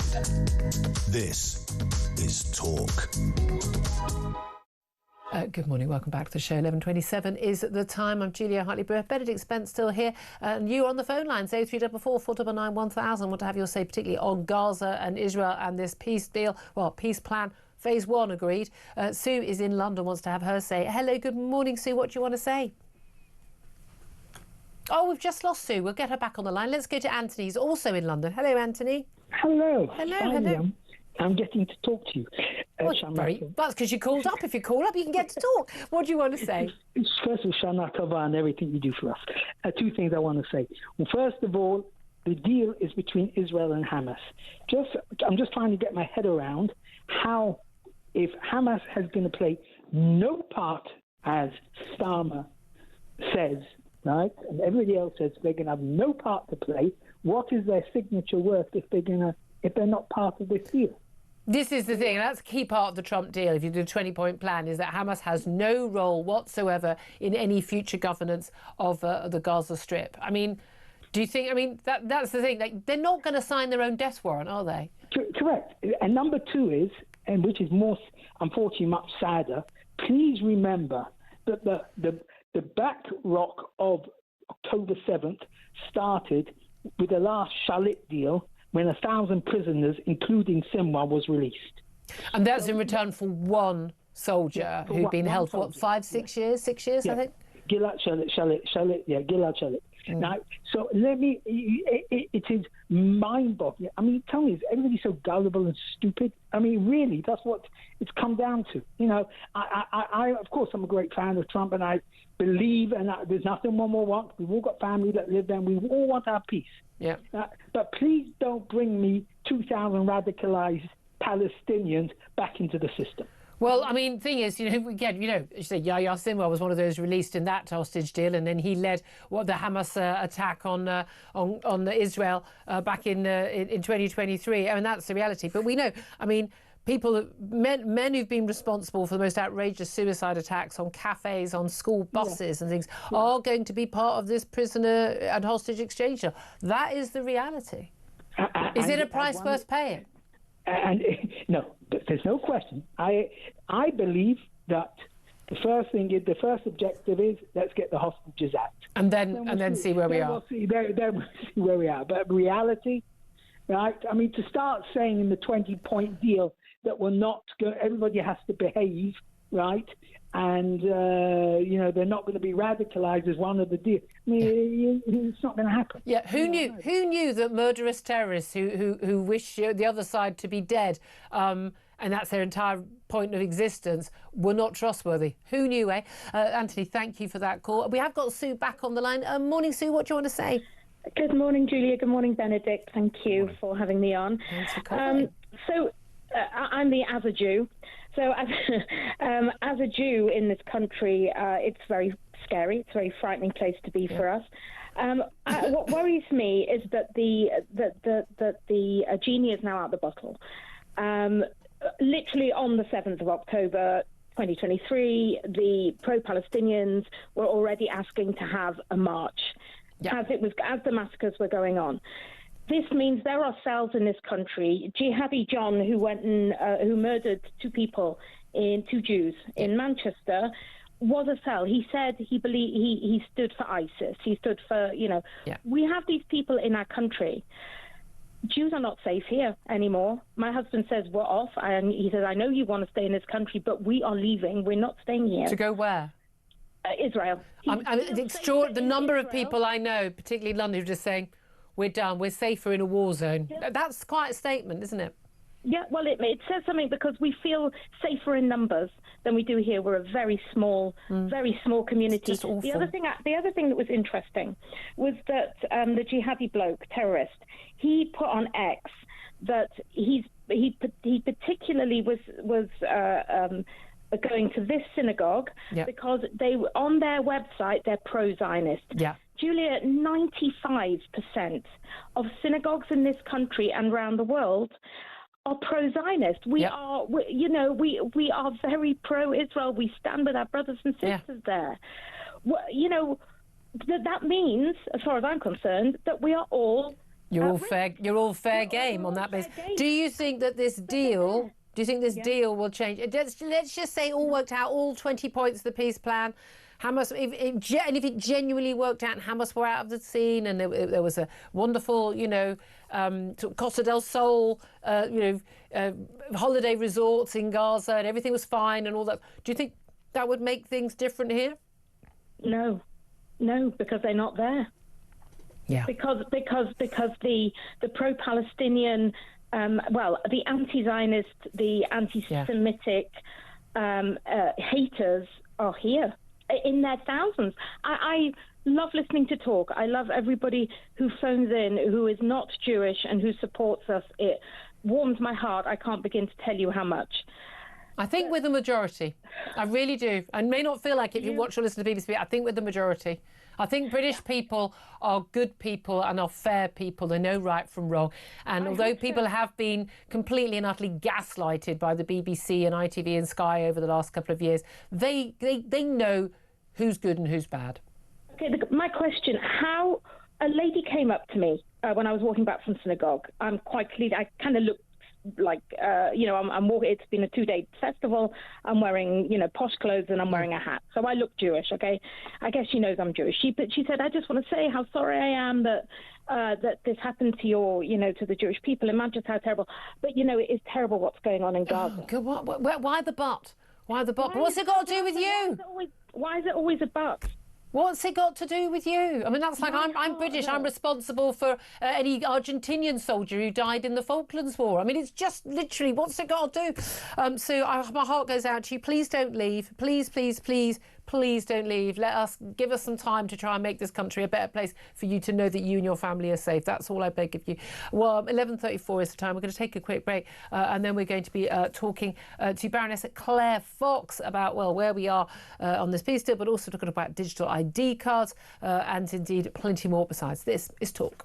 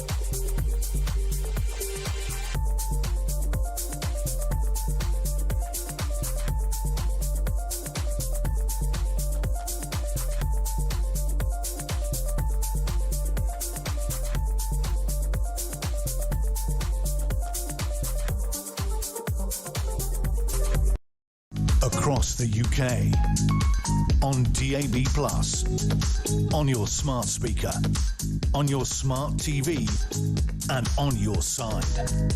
This is Talk. Good morning, welcome back to the show. 11:37 is the time. I'm Julia Hartley-Brewer. Let's go straight to my next guest now, Baroness Claire Fox. She's a crossbench peer and director at the Academy of Ideas. A very, very good morning to you. Good morning, Julia. Thanks for joining us. Just want to get your first reaction, really, to this peace deal overnight and phase one being agreed, and we're hoping, basically a ceasefire being agreed by the end of the day, and those 48 hostages dead and alive being returned within the next 72 hours. What do you make of the deal? Well, on the one hand, I said last night, I can't breathe. I mean, it's like, could it be possible? Yeah. And although the deal is imperfect, I think anything that will get the hostages home deserves the celebrations that we've seen in Israel and amongst particularly the Jewish community, who are just so delighted. And the former hostages who have been released celebrating is just a joy to see. So I still can't breathe until it happens, but it's funny, isn't it? Because we've got this session at the Battle of Ideas Festival called "Can Trump Bring Peace to the World?" Little bit tongue-in-cheek, and at this point I'm thinking, maybe, maybe. Well, exactly. I mean, I do want to flag actually the Battle of Ideas. I was tweeting about it yesterday, and it's coming up very soon, isn't it? Which weekend is it? It's the 18th and 19th.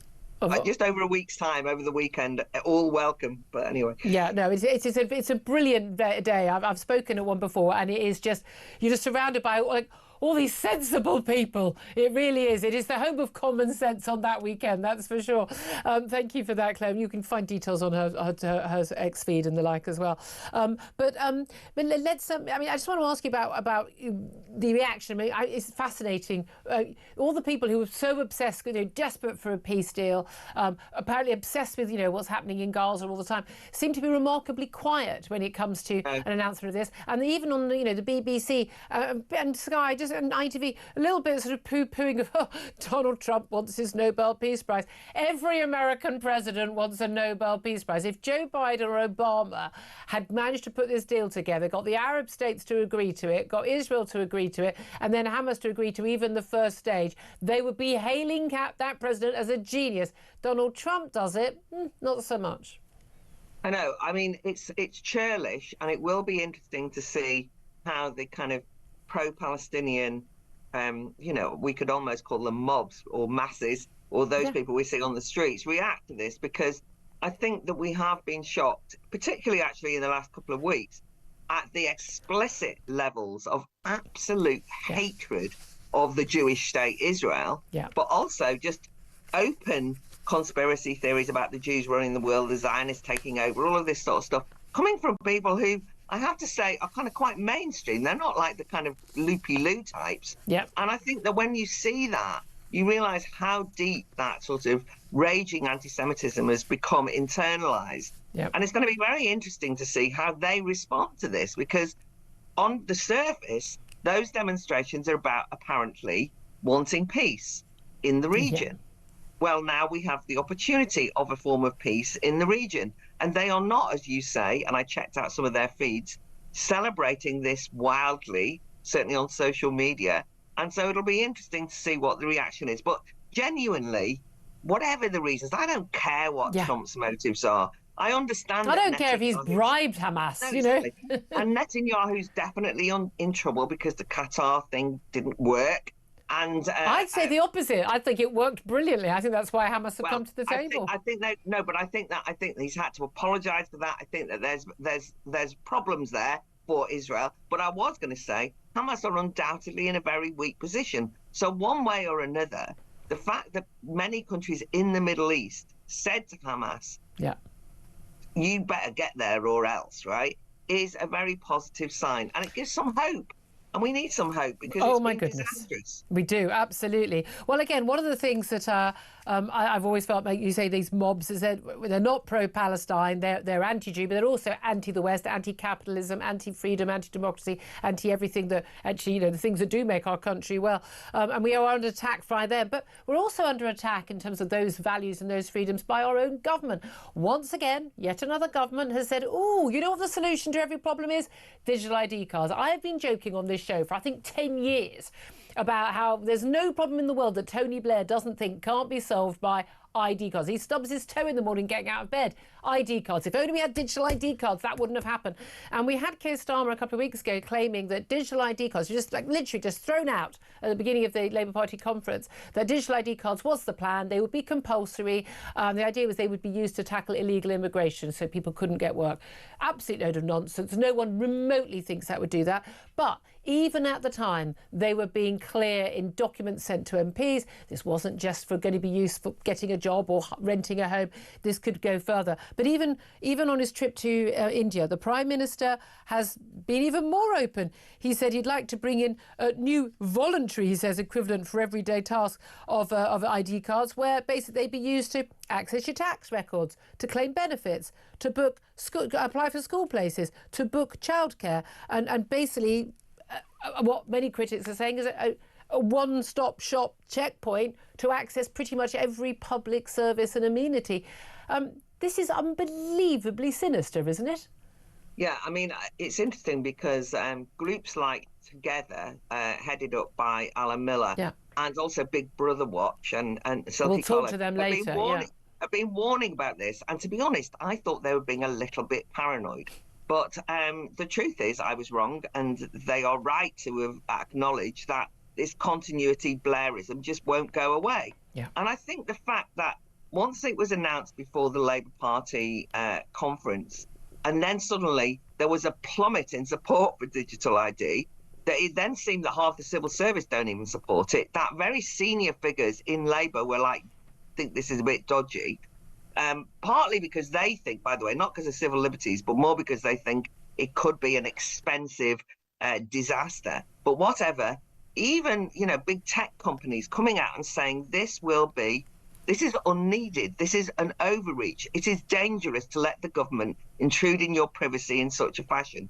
That all happens, and yet it won't die. Yeah. I mean, it is remarkable to me that the Prime Minister of this country, who managed to, miss the anniversary of the 7th of October. There was one tweet. There was a tweet. Come on. There was a tweet. He was over in India, and I thought, well, he's doing important international work. Fair enough. Give him a break. And then I discovered that what he's over in India doing is discussing digital ID for the UK and inspecting the digital ID system. Yeah. That's incredibly illiberal in India, to see if he could get any hints for what he does to us. And I do think that sense of a state that, a state that basically thinks that the only way they can govern us is to survey us, is to snoop on us, is to keep tabs on us, is something that we should see, and the word you used is quite right, sinister. Yeah, It's I mean, something but very I'm like dodgy you. about it. A few years back, I would have been quite sort of, trusting of the government to be like, if you've got nothing to hide, you've got nothing to fear, what's the problem? Wouldn't it be more convenient if everything was in one place? I mean, I would certainly find my NHS app convenient for repeat prescription, click, click, click, done. Oh, lovely. The thing is, we're talking about a digital ID, which is different from, having a passport, having a driving license, or having, a credit card. We're talking about something that exists in real time, changes in real time, can be controlled in real time. Your access to every single aspect of the state. That's the point, Julia, isn't it? It can be cut off at any time. The problem that I've got with it, and I think those of us who were very sensitive during the whole lockdown period, and I know that you were one of those, where you suddenly realise that the state are capable of demanding that you show your papers. In vaccine passports was a good example, or else, right, you would be denied services and a job. And we saw what happened to the Canadian truckers and the whole issues around get their bank details cut off, and we've had issues like that in the UK. And so the Free Speech Union, yeah. Exactly. The fact that they can actually have your data and treat us as data points and control it and then deny you services. They say, it'll help access services. But actually, if they've got the switch then they can turn it off. Yeah, and we know, and we've seen what's happened in China. I mean, I tell people about how the social credit system works in China. You can't, if you've got low social credit, you're not allowed to buy a train ticket or a plane ticket and things like that, or apply to certain universities. And people just think I'm making it up and it's out of some dystopian Hollywood movie, and it absolutely isn't. But this all assumes it works. I mean, the government's track record on IT projects, billions spent, years overdue, and they don't work and they get abandoned. And that's assuming even if it worked, that it doesn't get hacked. Government record on that. I mean, the MOD itself has been hacked, I think, more than 40 times in the last few years. I mean, so even if it worked, it would be terrible. And even if it doesn't work, it would be terrible and a big waste of money. And it won't solve any of our problems. But it does fundamentally change the relationship between the state and the individual. And this is where we are different. I mean, I think along with America, actually, where, here's the thing. We are free. We are born free. And we have a relationship with the state where unless we have agreed through our democratic parliament that we have laws to stop us doing certain things, we are free to do anything we darn well please that doesn't harm others and isn't against the law. This gives the government control over us in a different way. Yeah, and I mean, I think that your emphasis on it might not work is not just paranoia or just being technocratic about our response, because we've also lived through the post office scandal, in which a major government data project led to people being falsely accused, imprisoned, and sent to prison, and their lives destroyed, their livelihoods destroyed, everything about it. We all know that scandal. But I'm just saying, we've also seen the data leak in relation to the Afghan situation, Afghanistan, and what that led to. So what I'd say is we are right to be suspicious. You don't have to be paranoid about it. But absolutely. I think your key point here is that we are free. We are free to do what we want. And to be in a situation where the government says, in order to access anything, we are going to be in charge of your data. And they've already started introducing some dodgy things. They keep talking about affordability checks. Yeah. For example, for whether you can afford to go gambling, there's affordability checks being brought in as we speak in a fraud bill around welfare. And you might think, oh, they're just clamping down on fraud. But I tell you, it's bank spying has been brought in. And it's the start of a very something slippery else. slope, absolutely. Very nervous about it. Baroness Claire Fox, always so good to talk to you. Thank you so much for joining us. Don't forget to have a look at the Academy of Ideas, their big event, festival. Oh, God, it's the debating festival. It's the debating festival. Battle of Ideas. Are you? Yes. Get your tickets. I'm terrible at remembering the names of these things that are coming up in a couple of weeks. Benedict Spence, what do you make on the ID cards? What do you make of that? I mean, I think that it's a colossally bad idea. I think that all the sort of the things that you've sort of highlighted, not just simply the dystopic aspect, but simply the ineptitude of our current government. Why on earth we think they'd be able to do this? But I think that what was just touched upon at the end, the sort of the checks on whether or not you can afford to do things. I mean, the irony of that situation is you'll eventually have free speech in this country rationed by whether or not you can afford a solicitor, because actually you'll be told whether or not you can tweet because, oh, is this a good idea? Your bank balance says you can't afford a brief. That's it. We joke. But that's kind of the direction that we're heading in. That is the direction of travelling. And again, it just changes, that completely changes about our relationship with the state. The people are sovereign, not Parliament, not the government. The people are sovereign. And anything that changes that, we should be very, very wary of and stand against. I mean, I think it's about 2.5 million people plus have signed that petition against that move. I don't think it'll ever happen. And I think if they did try to make it happen, they've said they're going to bring it before the next election, that we would actually see it would end up being abandoned. And certainly, I don't think any government gets elected in the next election who doesn't say we're going to abolish that. But anyway, and I ain't carrying one. End of. 11:50 is the time. We're going to take a quick break. Then we're going to talk about putting job advisors in GP surgeries and hospitals. Will that, as the government claims, help long-term sick people back to work? I think the answer we know is that. It is no, but we'll talk about that with Maxwell Marlowe from the Adam Smith Institute up next. This is Talk.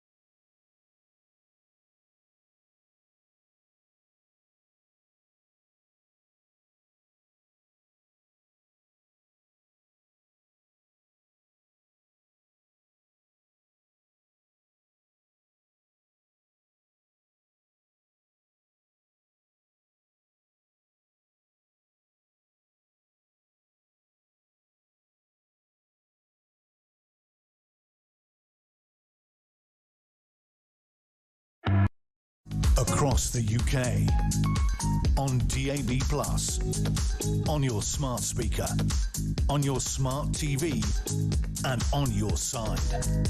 This is Talk. Good morning, welcome back to the show. 11:53 is the time. Let's talk about the long-term sick. We talk an awful lot about them these days because there are so many of them. Many of them aren't very sick. Many of them are claiming mental health problems that are preventing them from work, like anxiety and like depression. So is the answer, as the government suggests, among many answers which they are suggesting, but not actually doing anything about, putting job advisors into busy GP surgeries and hospitals to try and cajole, convince, advise the long-term sick how they can get back into work. Well, let's ask Maxwell Marlowe, who's from the Adam Smith Institute, the free market think tank. Very good morning to you, Maxwell. Good morning, Julia. How are you? Very well indeed. I'm sure you're as thrilled as I am that we're going to be solving the problem of all those many thousands of people turning up claiming long-term sickness every day. I think 5,000 a day right now, because we're going to put some job advisors in GP surgeries. Problem solved, right?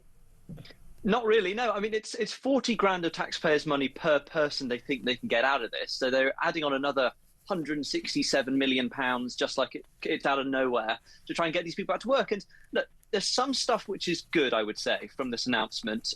So helping people access more affordable childcare, I think, is a good one. That does keep a lot of people out of work because fundamentally childcare is way too expensive in this country. Our childcare ratios are some of the strictest in Europe. Yep. So they could probably solve that problem immediately by liberalising those ratios. And also the red tape that they have to go through. Exactly. But the government is not interested in that. They can just throw some taxpayer money at it, hopefully solve the issue. But there's also some, I don't know if you and your listeners are aware of the thick of it, Julia, but don't you remember the kind of yes and ho policy circles thrown around? So they're going to be doing stuff like virtual reality, training for job interviews and getting people prepped and stuff like that. All of this just doesn't make much sense because, especially when they've just raised the cost of employing people with that national insurance rise next year, which, by the way, another one is on the cards, by the way, from rumours going around at the moment. Because the first one worked out so well. It went marvellously. We didn't see any job losses we have at so all. many people out. Yeah, exactly. But this is the thing. 160,000, I think, which is exactly the number of people they're trying to get back into work. Indeed. So much is predicated in a lot of the conversations that people have about getting long-term sick back to work, like on the basis that these people are desperate to work. Now, there are some people who are desperate to work. There are people who are out of work genuinely through no fault of their own. The reality is, though, and I've got a very good friend who works on a benefits counter. She deals with these people. She's been watching them coming in for the last 30 years. She knows. People on the front line know they don't want to work. That's why they're claiming sickness benefits. Now, there are people who are genuinely sick and we should be helping those people, but an awful lot of people who are just feeling a bit low, a bit down, a bit stressed, a bit anxious. Sorry, they're not sick. They need to work. Work is actually better for them than not working. And a lot of these people, frankly, don't want to go and do a job that's going to pay pretty much the same or even less in some cases than they're getting for doing sod all day. So cajoling people and giving job advice isn't going to work. We need a bit more of the stick and less of the carrot, don't we? I completely agree. I think we should be having time-limited benefits fundamentally when it comes to this sort of stuff, unless you have a good GP note from an in-person interview saying, no, this person genuinely can't work. People who build houses, for example, the average age of a bricklayer is 55. If their back's gone and they're 60, they can't go back to work really. So that's where we should be concentrating. Well, they can't go back to that job. They can't go back. That's the thing. You're not able to do that job. But given how many jobs are now remote now, I don't understand why an awful lot of people who say, I don't want to leave the house, or I'm unable to physically do so, or mentally do so. I don't know why they can't do those jobs. It doesn't make sense to me at all why in the age of virtual working from home, we've got more people who can't work. Yeah, I know. Well, they could all apply to be civil servants, to be honest. If they wanted to work from home, that seems to be the done thing nowadays in Whitehall. But I do agree. Reskilling is important with this sort of stuff. But I am just really I'm a bit baffled by these sorts of announcements where it's just throwing money into the fiery pit, and we don't know if people will be able to come out and get a job after this, even though we've had all this taxpayer cash splurged on them. And I do think it should be on employers fundamentally to have the cost of employment dropped significantly, Therefore, they could then raise wages and encourage people back. So I think the whole system just needs a total rethink instead of just doing what's been going on for the past 15 years, which is exactly this. It's a bit harsh to say this, but just briefly, only because I've got a minute left. The government's announcement, Kemi Bain, the Tories' announcement, they want to cut, is it 47 billion? I mean, everyone's just throwing numbers around in welfare spending. Do you believe any of that would ever actually happen? And does that touch the size of what we need to cut? No, it doesn't touch the size, Julia. I mean, our deficit is about 90 billion so far this year. We expect it to go to about 120 billion by the end of the year. Much more needs to be done. And that's just the deficit, not the debt, and we're paying more than that in our interest payments every year on the debt as well. Exactly. Well, if you look on my right here, I do have a painting of Javier Milei, which I've just procured from Conservative Party conference. I think we need a bit of that. I think we need a bit of chainsaw, really cut down the size of the states. I think the government, I think all governments of every hue will actually underestimate how much support they would have from the silent majority as opposed to the bleaters of, what about this person, what about this person? I think a lot of people actually get how finances work and would actually support that. Maxwell Marlowe, Adam Smith Institute, thank you very much indeed. I'm going to get the thoughts of Benedict Spence on all of that in just a couple of moments. Coming up, we are going to be talking to the former Israeli government spokesman Elon Levy. How hopeful is he of this hostage release deal and exchange of prisoners as part of the very first phase of a 20-point peace plan between Israel and Hamas? Will that actually happen? Love to hear your thoughts as well. Give us a call. 0344 499 1000 is the number to get in touch. This is Talk with a Home of Common Sense.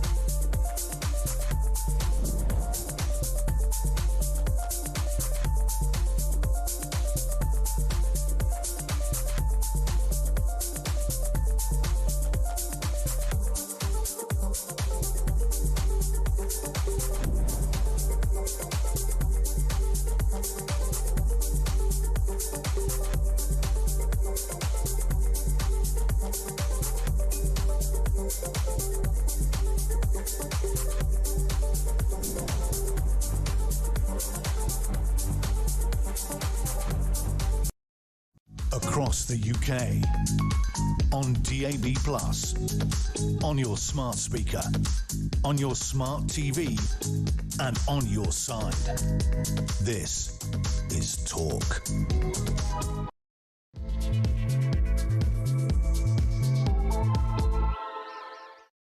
A very, very good afternoon to you. Thank you so much for your company. This is Talk, the home of common sense. It's 2 minutes past midday. I'm Julia Hartley-Brewer. And whether you're listening on DAB Plus Radio, on your smart speaker, watching on YouTube or on your connected device, thank you very much indeed for your company. Lots of stories to cover today, but of course, no doubt at all, the biggest story of the day is the prospect of a peace deal, a ceasefire deal between Israel and Hamas. They've both approved the first phase of Donald Trump's peace plan, that 20-point peace band under the deal. All 48 Israeli hostages held by Hamas, both alive and dead, expected to be released within 72 hours of that deal being signed. Hamas has agreed. The Israeli government having a cabinet meeting later today, expected to sign this evening. We understand Donald Trump heading to the region as well. Hostages could be freed as early as Saturday. Also going to talk more about stamp duty. Henry Badenoch vowing to scrap stamp duty, calling it a bad tax that punishes homeowners. Also, it's been revealed that the man behind the Manchester synagogue attack made a 999 call pledging allegiance to Islamic State. I know. We're also surprised that a man called Jihad al-Shami had an allegiance to a lunatic Islamist fascist. He was shot dead by police, of course, outside the Heaton Park synagogue after his car and knife assault left 2 Jewish men dead. Meanwhile, going to be talking more about those digital ID cards and that plan. Plus, Keir Starmer's former top civil servant has questioned why a prosecution of alleged Chinese spies collapsed. Former Cabinet Secretary Lord Case has contradicted the Prime Minister's claim that the government could not confirm that China was a national security threat at the time of the 2023 arrests of the 2 men who have been accused and who deny the crimes, while the UK's top prosecutor now has blamed Labour's failure to provide evidence for the case being dropped. Could this be, as many suspect, actually, well, the event that could end Keir Starmer's legitimacy and could end his premiership? Well, we'll talk about all of that coming up. I'd love to hear your thoughts on all the topics we are talking about. Give us a call on 0344 499 1000. Text the word talk in your message to 87222. Get in touch with us on X at Talk TV. Calls are charged at the national rate and text cost 1 standard network rate message. If you do miss anything on the show, do take a look at my YouTube page, the Julia Hartley-Brewer Show on YouTube, and you'll never have to miss a thing if you hit subscribe. Joining me today, I'm delighted to say, back after a long break, Mr. Benedict Spence, Conservative commentator. Thank you once again for joining us. Thank you for having me. Really great to have you in the studio. Before we go to my next guest to talk about where we are, Israel and Hamas, I do want to talk about a bit more about British politics. That's still going on. Not that Gaza hasn't crept its ugly tentacles into our British politics at all. But we were just talking with the Adam Smith Institute's Maxwell Marlowe about, job advisors and GP surgeries to get long-term sick people back to work. We've been talking about Kemi Badenoch and wanting to abolish stamp duty and numerous other announcements about, inheritance tax for farmers and business rates for the high streets, lots and lots of different changes. But we are in this bind, are we not, that we are living beyond our means and have been doing so for a long time. I mean, not just this year, but for years. Lockdown, who knew that turning the economy off for a couple of years would have that impact? Yeah. What a surprise. We're paying a fortune on our debt, more than we spend on education and defence combined, both of which need more spent on them, by the way. We've got ballooning welfare costs and welfare claimants. Do you think that anything that is being talked about by the Tories, by Labour, even by Reform, really actually, any of the 3 parties that could feasibly, in theory, be the next government, in any way genuinely tackles the scale of the problem we've got? Probably the wrong person to ask. If a sort of a job centre person saw my CV, they'd advise me to go on the dole, just like they advise everybody else to go. Take one look and go, what on earth are you doing? What on earth are you doing pontificating on these things? Look, as we talk about... With all due respect, I thought you were long-term sick. Yes. No, I've just been in Africa shooting tigers. It's one of those things where fundamentally successive governments have believed that what is more important is propping up certain wings of the state that are there propping up people, and then if you can bring more people into this great big juggling act, that's a good thing because they feel taken care of. The issue is, where do you get the wealth to pay for these things? There is no wealth creation. You're not going to be able to shrink the size of the state in the near to medium term in any meaningful way. As has been discussed by several of your other guests, you can slow the rate at which it grows, and maybe in 10, 20 years' time you can look at shrinking it. But in the short term, that's not possible. So how do you do it? You don't do it simply by taxing everything, because that stifles growth. You need the growth to do. And then it's the fundamentals. It's things like house building, it's things like energy. I've not been here for a very long time, but we were talking about this about 6 months ago, the last time I was here. And it was the same then and it's the same now. If you get those fundamentals right, you give yourself a fighting chance. You have to fix everything, but you give yourself a fighting chance of letting people create the growth themselves. Because governments don't do it. They don't create jobs largely. There are certain things that they have to do. They have to have the military, and that does fund things like research. Provide schools. Yeah, it does do lots of good things. there are certain things that they do. Yeah. But also the military is rather inefficient. And actually, if you wanted to do it efficiently, the government is not the person you do it to. It's simply those are the people in charge of national security. Broadly speaking, they can create growth, but there are better ways of doing it if it isn't the security of the states or, I don't know, basically that, I'd say, or maybe the legislature itself. Yeah. Beyond that, you want to give it to individuals who provide market mechanisms, they provide solutions to and what let people want. get on with it. Yeah, people will make the decisions themselves where to put their money, rather than a government going, this is what's morally good to do, and it doesn't matter if we can't afford it. Absolutely. And governments tend not to make very good decisions on these things, but also lots of governments like to put people, well, certainly Labour governments, put people on the payroll. Gordon Brown did it with tax credits. This government has been doing it with benefits. The last government spent ages getting benefit and welfare claimants down, and then, of course, skyrocketed during furlough and lockdown. Anyway, I'd love to hear your thoughts on all that. Give us a call, 0344 499 1000. Let's turn our attention back to the biggest story of the day. As overnight, late last night, early this morning, we had confirmation from different sides that, yes, there was going to be agreement to hostage release in the coming days. The Israeli Prime Minister Benjamin Netanyahu said he hopes to announce the release of hostages being held in Gaza in the coming days. It's supposed to happen within 72 hours of a deal being agreed. That's likely to be agreed by the Israeli government later this afternoon, early evening. Hamas have also agreed, and then we will see the beginning of a proper ceasefire in Gaza and the return of those 48 hostages earlier Saturday, as late as Monday, dead or alive. Is this a victory for Hamas in getting a peace deal? Is this a victory for Israel? And what hopes that the rest of the 20-point plan are agreed? Well, let's talk about all of that right now with Elon Levy, former Israeli government spokesman, also host of Israel State of a Nation podcast. Very good afternoon to you, Elon. Hello, Julia. Good afternoon. Lovely to speak to you. So, look, this is as positive a day as we could possibly hope for, given where we were on Tuesday, marking the second anniversary of that horrific attack by Hamas on your country, which left 1,200 dead and 251 hostages. There now seems to be real hope that those hostages could be home, the ones who are still alive, or their bodies back to be buried with dignity by Monday. What's your reaction to this? The Israelis are breathing a huge sigh of relief that those hostages who were snatched from their beds, snatched from a music festival, ripped away from their families, may finally be coming home after 2 years of being trapped in tunnels under Gaza, chained, cuffed, starved, tortured, abused. They're coming home. This is an incredible breakthrough. Until now, Hamas was holding the hostages as bargaining chips, as leverage to survive the war that they started on October 7th so that they could do it again and again.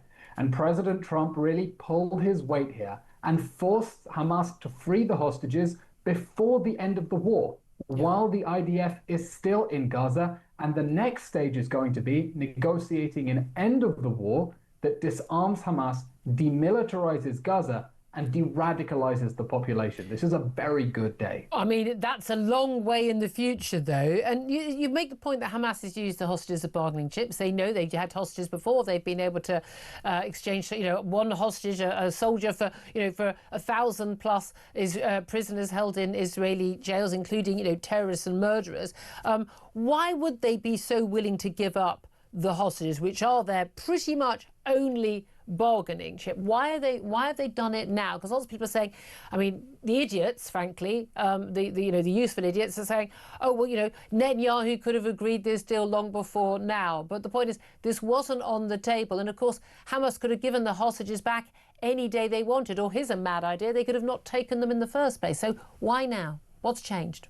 Well, the genius of the Trump plan is it is the first plan that separates the ransom for the hostages from the plan to end the war. Until now, Hamas was demanding it keep the hostages until the war is over. It even wanted to hold on to the bodies to guarantee that it could begin reconstruction. That means rebuilding its tunnels while still holding onto the hostages' bodies. President Trump has now said, no, no, no, no, no. All of the hostages come out first. You're not allowed to keep them, and then we'll negotiate an end of the war. And I think this is happening because of a combination of factors. One, unrelenting Israeli military pressure that has pushed Hamas's leaders back against the wall, at least the surviving leaders, because Israel killed most of the leaders in the Gaza Strip, and American diplomatic pressure that brought Hamas's backers, the countries supporting it, to tell it, game's up. Hamas is now more diplomatically isolated than ever before.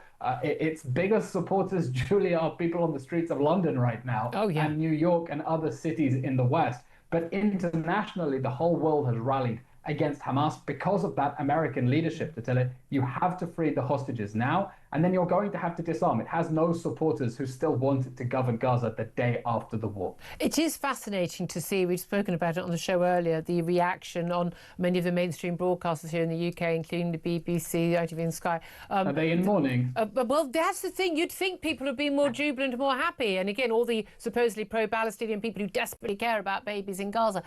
I'm waiting for all their celebratory messages on X, but none seem to be forthcoming.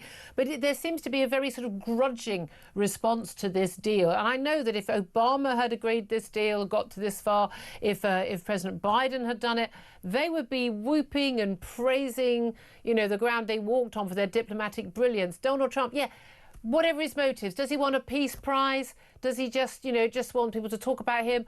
I really don't care. As someone said yesterday, you can give him the Nobel Peace Prize, you can give him the prize for physics. If he can do this deal, who cares? But it is fascinating how many people don't like this deal because it's Donald Trump's deal. Yeah, given the prize for physics, he's really defied gravity here. But, you know, Julia, it's got nothing to do.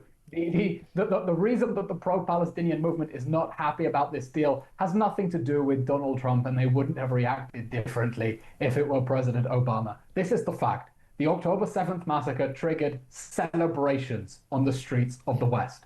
The movement marching through London, calling for intifada, calling from the river to the sea, is not a peace movement. It's a pro-war movement. They just want Hamas to win that war because they share the goal of the destruction of Israel, because they glorify its terrorism, because they see Hamas as freedom fighters who are fighting a noble resistance. That's the truth. That's why they're glum about this agreement. You know who's happy? Israelis are happy that the hostages are coming home and the war may be about to end. You know who's happy? Palestinians in Gaza whose lives have been hell for the last 2 years. You know who's really upset?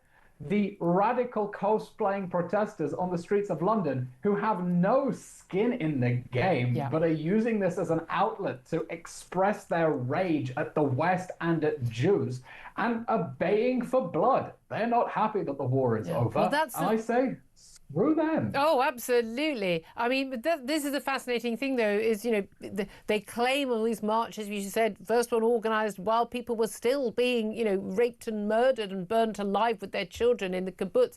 I mean, it's just extraordinary. On the day, on October the 7th, 2023, oh, could we have a march for Gaza? I mean, even before an IDF soldier had even, you know, been called in to start tackling this war on their border.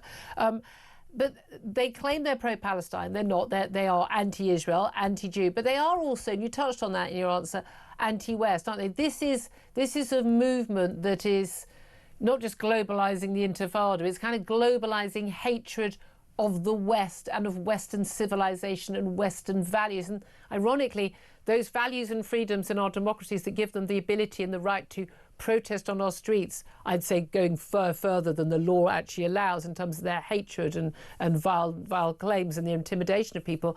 But they don't understand that what they're calling for is the end of something that gives them the freedoms to even call for its end. Oh, no, I think they understand that. These lunatic lefty protesters not only hate the West, they hate humanity, they hate decency. They have openly taken the side of a terrorist army that perpetrated the most barbaric and sadistic atrocities and the worst terror attack of the 21st century because they share its goal, because they want the destruction of the state of Israel, because they're animated by the same ancient hatred of Jews, and because they hate the West as well. They hate Britain. You know, Julia, if you go to any of the pro-Israel marches in London, you will see they are extremely peaceful and civil, and people are flying Israeli flags, British flags, Iranian dissident flags as well. You go to the pro-Palestinian protests and what do you see? Palestinian flags and Irish flags. And I think that explains the whole difference. But also, you know, you don't have people spouting abuse. And by the way, people aren't wearing masks to hide their identity as well. Let's talk about what happens next. OK, let's just keep everything crossed. And I'm hoping, I mean, you and I will have both spoken to so many of the hostage families and it's just heartbreaking. And you know, this week, you know, to have spoken on the day of October the 7th to the mother of one of the hostages. They don't even know whether he's alive or dead. And for, I mean, you know, he was taken at 18. You know, my daughter's 18. The idea I wouldn't know for 2 years whether she was starved and tortured in a tunnel underground or whether she was in a coffin. But on Monday she will hopefully find out, and it will be good news. I mean, we just have to pray for these people. But let's say all that happens. What does happen next? Because peace talks, peace deals, moving forward, it all relies on Hamas being a trustworthy organisation. They're a brutal terrorist organisation that wants you dead, me dead, and the whole of Israel to not exist, to be pushed into the sea. So how can you have a negotiation with these people? Exactly. Hamas does not want to end this war. It hasn't given up its goal of destroying Israel. It hasn't given up its goal of taking over the Palestinian Authority and waging war against Israel until it is destroyed. What we have now is a ransom deal for the hostages and a process to get to a ceasefire. So here's what happens now. Today, the Israeli government will meet to formally approve the deal. We expect that the hostages will be out on Sunday, maybe Monday. And then negotiations will take place on how to end the war.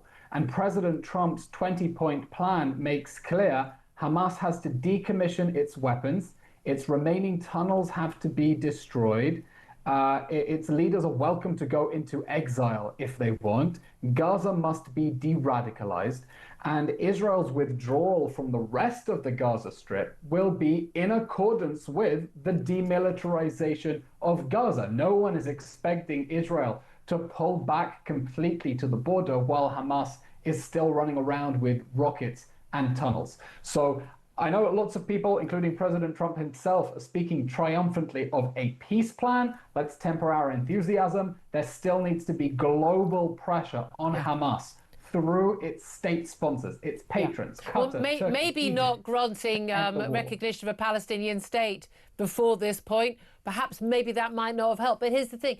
Hamas aren't going to give up their weapons. They might pretend to. They might kind of slink away into the darkness and just carry on mafia style, running things quiet behind the scenes. But there isn't an alternative. There isn't, I would say, there isn't a Lib Dem coalition option. There are no moderate leaders either in the Palestinian Authority currently run by Fatah or in Gaza. They're not there. They don't exist. So who is going to be doing this? The responsibility is now on Hamas and Hamas alone to end the brutal war that it started 2 years ago. And if Hamas now turns around and says, no way, we're not giving up our weapons, we won't let our tunnels be destroyed, then Israel just isn't going to withdraw from the rest of the Gaza Strip. And would they still have the backing of Donald Trump? Donald Trump said very clearly in press conference last week, you know, look, if you've got to give up the hostages, and if you don't, then basically he said, you know, Israel can do what they want, all hell will be unleashed, they have carte blanche. It's all very well saying that. Is Donald Trump going to back Israel on that? And can Israel withstand yet more of the outrageous opprobrium they're getting from the West for fighting a completely just war against terrorists on their border?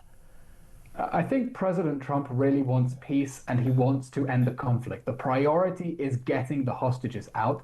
And then the question is, what do you do with the remainder of Hamas territory beyond the line where Israel has withdrawn? And I think the most likely scenario is that Israel basically holds onto that territory until Hamas is willing to give back its weapons. We probably won't go into an all-out war to drive out Hamas, but Hamas is on the back foot. Hamas is internationally isolated. And here's the key point.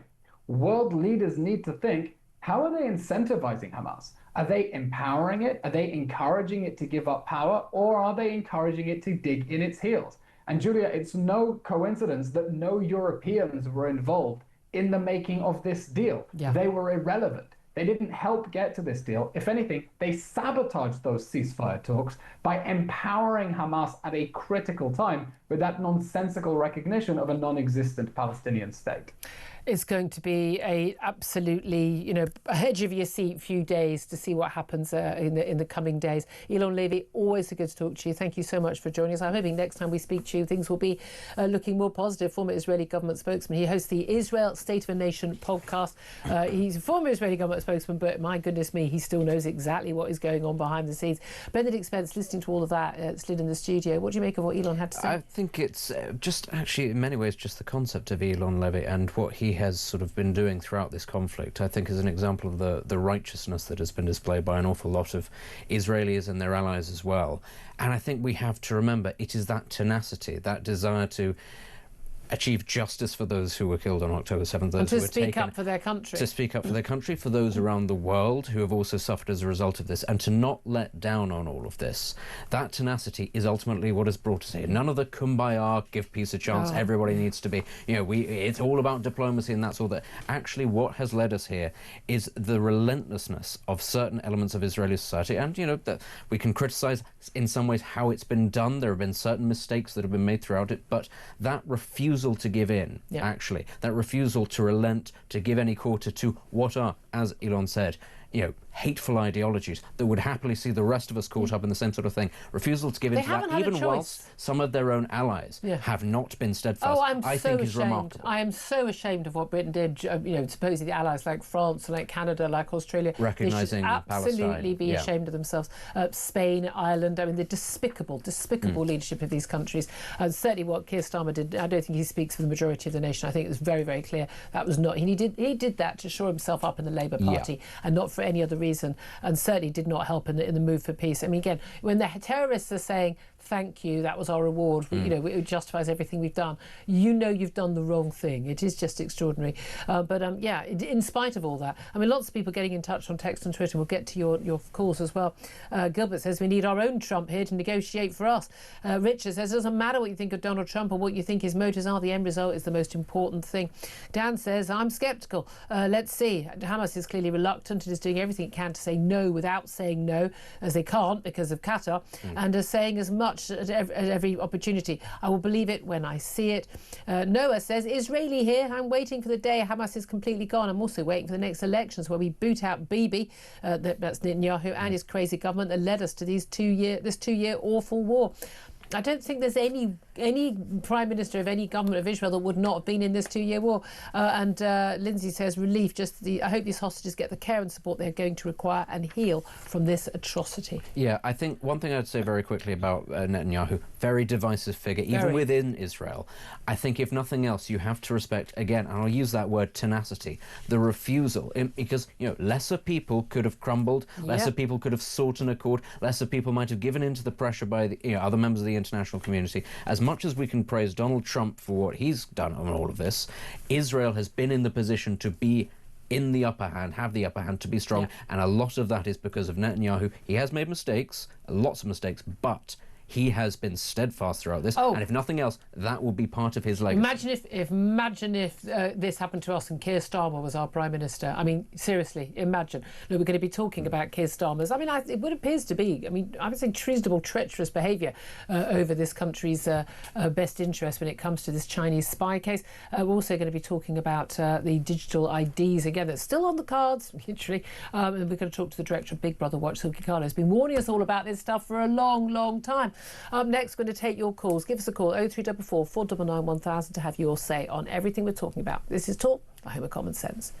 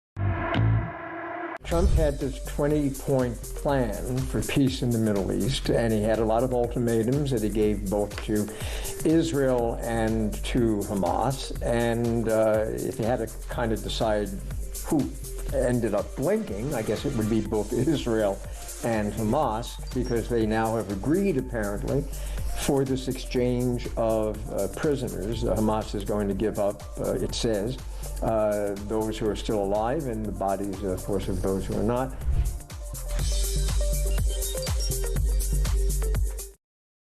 Across the UK, on DAB+, on your smart speaker, on your smart TV, and on your side.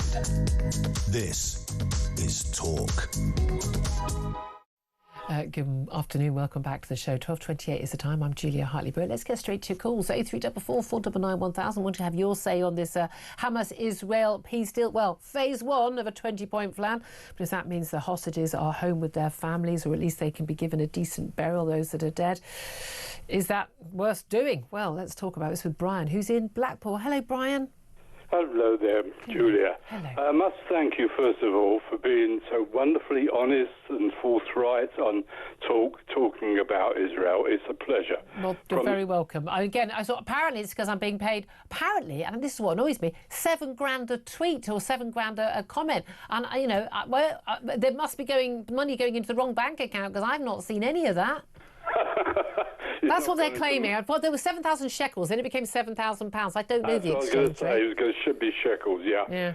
I first went to Israel in 1956. I met Ben Gurion when I was there with a group called Habonim from Britain. Yeah. I went back later on after anti-Semitism, and I went to live on a kibbutz. Yeah. In 1967, I fought in the war, and in 1973, right. We caught many Jordanian prisoners and many Egyptian prisoners. We didn't catch one Palestinian prisoner because they didn't exist at that time. It wasn't until 1988, Yasser Arafat in Algeria declared a nation, and the BBC picked it up straight away. Yeah. Then the rest of the media started calling them Palestinians. Yeah. Now, I talk to old people that are still alive at my age, still in Israel, kibbutzniks, and they turned around and they said they don't refer to them as Palestinians, but the modern Israelis do. Yeah. And we get very, very annoyed about You it. kind of almost bought into that propaganda. And again, it's the only group of people who, 80 years on are being referred to as refugees, even if they're 2 generations on from those who have left it. And by the way, when Palestinians were booted out of Israel, Jews were booted out of the rest of the Middle East. But no one talks about them as refugees from Jordan or from Iran. But anyway, what do you make? Let's go stick with the here and now. What do you make on this peace deal, and how positive and hopeful are you that that phase one will come to fruition, and B, that the 20-point plan will happen? I hope hoping that the phase one actually goes through. The rest of it, I do not believe it will happen. Knowing Hamas as I do, knowing Palestinians as I do, I know indigenous Jordanians on the West Bank. Yeah. I've known them for years. They're great friends. They do not trust them one bit, because they have already taken over from Abbas on the West Bank. Yeah. It's a deal that we hope it will go through. But knowing them, no, their wish in their manifesto is the destruction of Israel. Yeah. I mean, yeah, that's the thing. That's what they want to do. Brian, thank you so much for your call. Appreciate that. Dan is on the line, and he's in Liverpool. Good morning. Good afternoon to you, Dan. Good afternoon, Julia. And may I say it's a pleasure to speak to you. And pleasure to speak to you so much. I would like to ask a question. If someone was in a burning building, would you not scream for them to evacuate as quickly as possible? Exactly. And for me, I love our Jewish community in England. It makes me proud what England should be, but not what it is at the moment. Yeah. I wish I could agree with you where I say Jewish people should stay here, but for their own safety, what's happened, I think... You think they should leave? I think on the contrary, I think it makes those who remain even less safe and makes the rest of us less safe, because we need to... Same reason, like, having security at synagogues isn't the solution. There shouldn't need to be security. You need to tackle the people who mean that there needs to be security at synagogues. Get rid of them. Get them off our streets. I wish we had the spine, but unfortunately I think the British spine left in World War II. Winston Churchill would be rolling in his I think the British people have the spine. I think our leaders don't. When you talked about the burning building, I have to say, for me, that's I think the analogy works for Israel. Like, and also for Gaza. Like, of course, if you're so worried about being bombed by the Israelis, then you should probably leave the areas where they've been bombing. Dan, I mean, you genuinely think that if that people should think they're safer in Israel than they are here? I wish I could say I was wrong. I wish I was wrong. Okay. That's the worst thing about it. And unfortunately, when the rot of our politics and our corrupt leaders is this deep, the houses of Westminster are crumbling at the seams with the disgustingness here. We need to tear it down and just start something new. Okay. I'm hoping Farage does it. He has one chance. And if he doesn't do it, I don't know what will come next. Yeah, I'm with you on that. I'm with you on that. What will come next? Dan, thank you for that. Appreciate that call. Pretty depressing, though, there, Benedict Spence. Yeah, it is slightly depressing. But, the state of British politics has been very depressing for a long time. And I think when you look at, for instance, our response to Gaza, it is just sort of very reflective of the general malaise anyway, don't you think? We can't do anything. Exactly. Oh, illegal migration, legal migration, benefit claimants, can't do anything. State of the economy, can't do anything as net zero. It just sort of ties our hands. And then when you had the sort of the recognition of Gaza sort of thing, it was almost a sort of everybody else is doing it and it's the direction of travel, therefore we must. And having learnt now obviously about the peace deal and sort of how far along that was, what a foolish thing that looks to have been. That it wasn't just foolish; it was shameful. Well, this is the thing, that we allowed ourselves to be drawn along in this slipstream. Why is this we? Our totally and utterly morally corrupt government did this. We didn't do this. Well, okay, I don't recognise a state of Palestine. There isn't a state of Palestine. Julia, are we a democracy? Did we vote for this government? I'm sorry, you don't get. I'm sorry, no. This is the exact same thing as those. This is the exact same thing as those harebrained Americans that go out going, "Not my president." No, rubbish. Well, no, and we all turn around and go, "Yeah, he is your president." No, Keir Starmer making an immoral decision that weakens our country and puts us on behalf of our country. So it is our country. It is. It is our country. No, it shames all of us. No, our government did all this. Of us. The government isn't the country. The country and the government are different things. It shames all of us, is what I say. And actually, this is the reality. Because we have to then go abroad and we have to talk to these people and they go, and it's the same when it comes to things like stabbings. Just because I don't go around stabbing people in London doesn't mean that the rest of the world doesn't know that London is one of the stab capitals of the world. City. It shames all of us, and we can't actually separate ourselves just because we don't like our politicians. That is why ultimately it is beholden to us to be involved in the political process, because otherwise people do these things on our behalf and nothing changes. I just despair that people like Dan despair. And that's the awful thing. 12:36 is the time. Up next, absolute despair about the idea of ID cards. So I'm actually rather encouraged that actually after the government talked about it and 2.5 million plus people signed a petition against digital ID cards, that actually maybe the British public are waking up to this madness, but the government wants to push ahead. Up next, going to talk to Big Brother Watch's Silky Carlo about why we really shouldn't. This is Talk.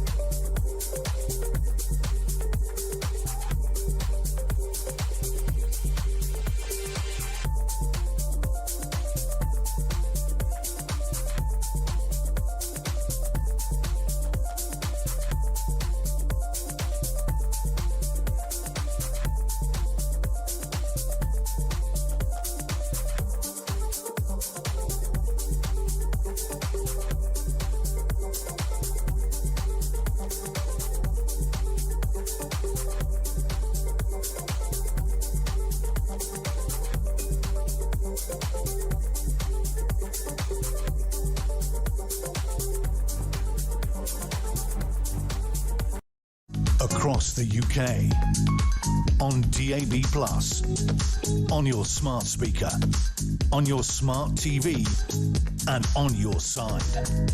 This is Talk. Good afternoon, welcome back to the show. 12:39 is the time. Well, we talked a little bit earlier with both Benedict Spencer for the whole show and indeed with other guests, Baroness Fox and others, about the prospect of digital ID cards thrown out, just literally thrown on the table randomly by Keir Starmer at the beginning of his Labour Party conference a week or two ago. Already, well, I think within a few days we had 2.5 million people sign a petition against digital ID cards, and we saw actually in the polls people's support for digital ID cards, which is usually predicated on the, well, it'll be such an easy one-stop shop and it's for our safety, dealing with illegal migration or whatever the latest claim is. You'd think people would be supporting it. But no, people have wisened up. Well, one of the reasons they've wisened up is people like Silky Carlo, who's my next guest. She's director of Big Brother Watch and who've been talking about this issue for a very long time. Good afternoon to you, Silky. Good afternoon, Julia. Thank you so much for joining us. I mean, there are so many arguments against ID cards and so few good arguments for them. It is amazing to me that government after government come up with this. We know Tony Blair is obsessed with ID cards, tried to bring them in way back when. Now, that was at a time when it was kind of like, you know, just had an ID card, then it's some sort of digital aspect. Now that we've all got these mobile phones in our pockets, not all of us, but most of us, smartphones, they're talking about, it's not a card, is it? It is literally something that an app on your phone that will not just be a record of, you know, your name, your address, you know, I don't know, your right to work in this country as it's being played about illegal migrants being stopped. But it's going to have real-time information about you updated all the time.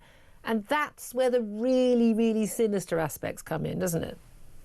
Well, the pretext that this has been sold on is a lie. It's been sold as this is something that will be mandatory for the right to work because that will curb illegal immigration. Everyone who's looked at this has said this will do absolutely nothing to curb illegal working. By people who've come into the country and undocumented. Who already have to have checks. I mean, an employer who doesn't bother asking for their passport or visa or their national insurance number is not going to be going, oh, but I do need to see your digital ID. Exactly. So the pretext that this mandatory digital ID has been sold to the public on is a lie. And so people rightly are distrustful and asking, what will it really be used for? At the moment, what we know is that it will have basic information and your biometric information. So that's information as sensitive as what's on your passport, your facial biometric. This is happening, by the way, at the same time that this government is having a big push on live facial recognition cameras all over our high streets. And so I think it's right that people then consider the ways in which this will become a sprawling surveillance system. Because at the same time as Starmer has said, this is only for the right to work, which is illogical, doesn't make any sense, and clearly isn't anything to do with illegal working. Multiple ministers have come out and said, actually, it would be really good for pensions, it'd be really good for benefits, it'd be really good for tax collection, and a number of other things. They're even talking about looking at whether to roll this out to 13-year-olds. Wow. And in the government's own documentation, quite aside from the press release, and I've got the government's explainer sheets, I've got the letter they sent round to parliamentarians. They're talking about private sector uses, about using digital ID to open private banks, about using it to prove your age in different scenarios, about the right to rent, basically your right to live. To take part at all in society. But they said, no, it's just about our safety. I mean, we've heard that before, haven't we, during COVID? But that's interesting, as the Prime Minister on this trip to India, you know, after announcing these plans late last month, and saying, you know, no, it's just about immigration. And he's now talking about how it could be used for you know, tax collection, claiming benefits, booking childcare, even applying for your child's school. And there will be people, even people who've been I'd like to think far too sensible to believe this would be a good idea, who are listening to this right now going, oh, it would be useful, wouldn't it, not to have to provide lots of different bits of ID, and I could just provide this one thing and it's on my phone and I've got it with me all the time. Well, I mean, I've got a passport, I've got a driving licence, I've got credit cards, I've got, you know, I hand over all my information to X and to Facebook and TikTok every day anyway. What difference does this make? Why are you making such a big deal out of it, Silky?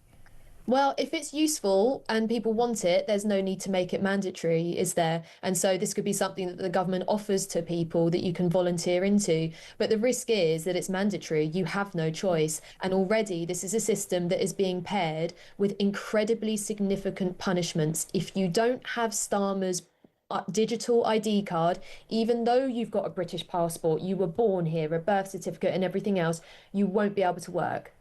The next thing will be, by their own indications, what they're talking about in the small print, is the right to rent. So you basically won't be able to live in your own country unless you have a digital ID. So I think it's important. And actually the word that Starmer has used on this India trip is calling it a passport, as in a passport in everyday life. So what I would say to people is this isn't just about identifying yourself. I get that it's useful for us all to have something easy to identify yourself when you really need to.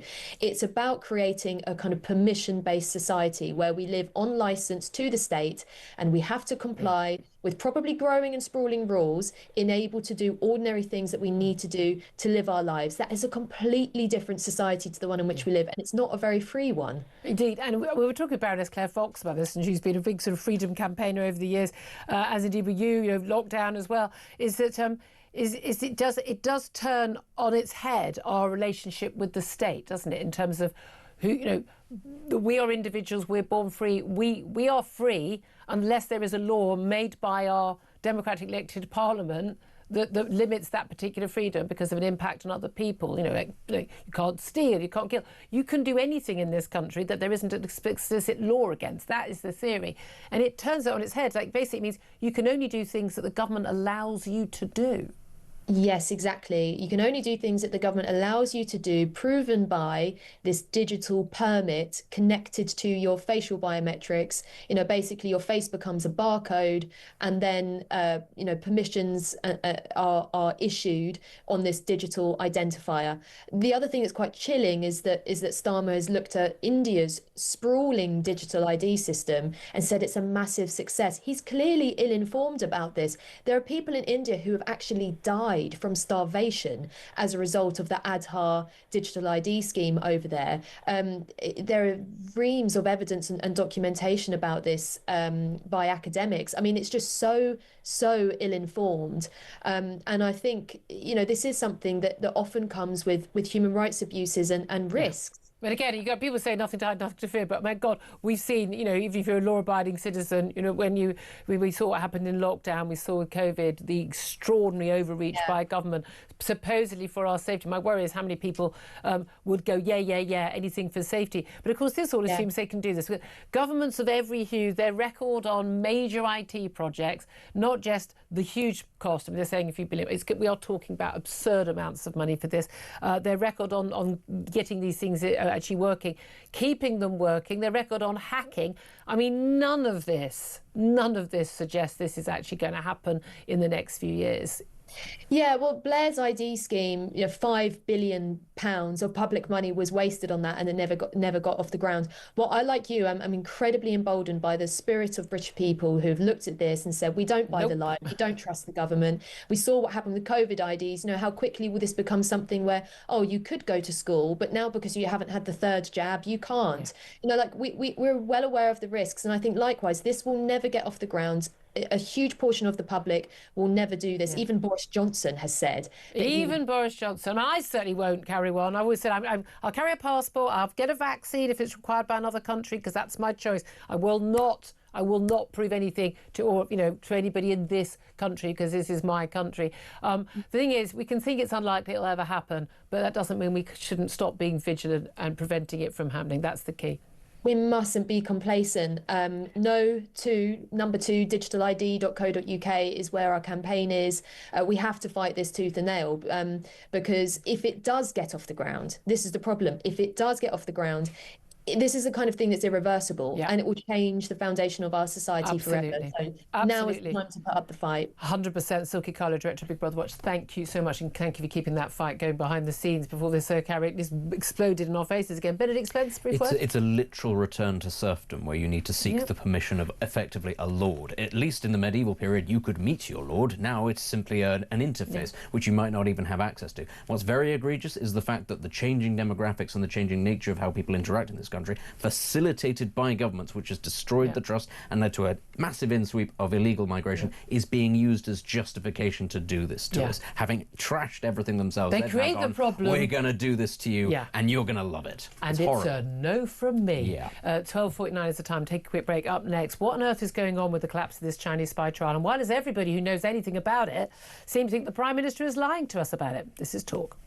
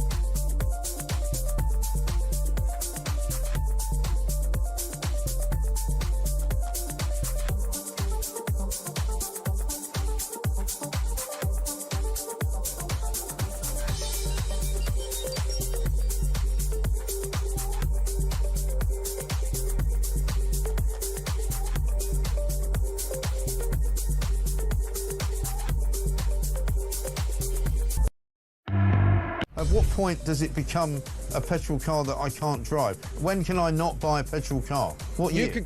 I'll tell you what, you can keep your petrol car. I'll give you that as a policy. You can keep your petrol car, that's a fact. We haven't said that we're banning or taking petrol or diesel cars. No, but you're phasing them out, though. We've said that we should try to stop people. But at what point am I not going to be able to buy a new petrol car? At what year?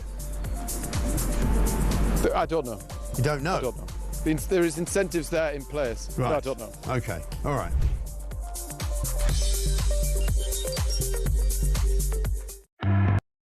Across the UK, on DAB+, on your smart speaker, on your smart TV, and on your side. This is Talk. This is Talk, the home of common sense. 12:51 is the time. I'm Julia Hartley-Brewer. Let's talk about the Chinese spying trial. It's collapsed, and we were told that it had collapsed because there simply wasn't the evidence against the two men who've been accused of spying for China. This is Christopher Cash and Christopher Barry, who denied, of course, any charges because, well, there's no evidence produced by the government to say that China is an enemy state. And it would have to have been at that time, 22-23, when the alleged offences believed to have taken place. Under the law, they had to be spying, if they were spying, for an enemy state. Well, the Prime Minister claims that's the reason why this trial has collapsed, but the current Director of Public Prosecutions seems to be questioning that, as does a previous one, as does now the former Cabinet Secretary, Simon Case, now Lord Case, also questioning it. And among the other people claiming this is not the case, we've also got a former head of MI6 and a former head of the government's counter-terrorism watchdog as well. So why are so many people coming forward to say, it looks like the Prime Minister is not telling the truth about why this trial collapsed? Let's talk to David Blackall about it. He's a former Chief Operating Officer at the Ministry of Defence. He's now Director of the private firm Strategic Defence Initiatives UK. David, thanks for joining us. Hi, yeah, a bit of a correction there. So nothing to do with the MOD. I spent most of my time challenging what the government are doing. So if you want to come at it from... I thought you were the former Chief Operating Officer at the Ministry of Defence, no? No. Oh, I've no idea. I don't know where you got that from. I believe my producer checked the job title with you, but there we are. Right. If I did, it'd be a promotion, wouldn't it? Thank you. Okay, I give up. Anyway, can I? Let's ignore that side if we can get that corrected when I say goodbye to David. But everyone who seems to know about this seems to be querying whether Keir Starmer is telling us the truth or not. It's exactly that is exactly what we've got to do. We've got to clarify this. So in terms of National Security Council, Jonathan Powell is the National Security Advisor and chairs the National Security Council. So the context, really, we've got to approach this from really that what Dr. Fiona Hill, General Sir Richard Barrons, and don't worry about the name. Carry on. They're saying that we're at war with Russia. Okay. Yeah. So that in terms of the general context. So what on earth is going on with this? That we've had some sort of a bureaucratic kerfuffle that we're not designating China as a national security risk.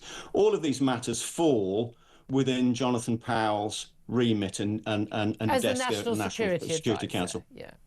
Yeah.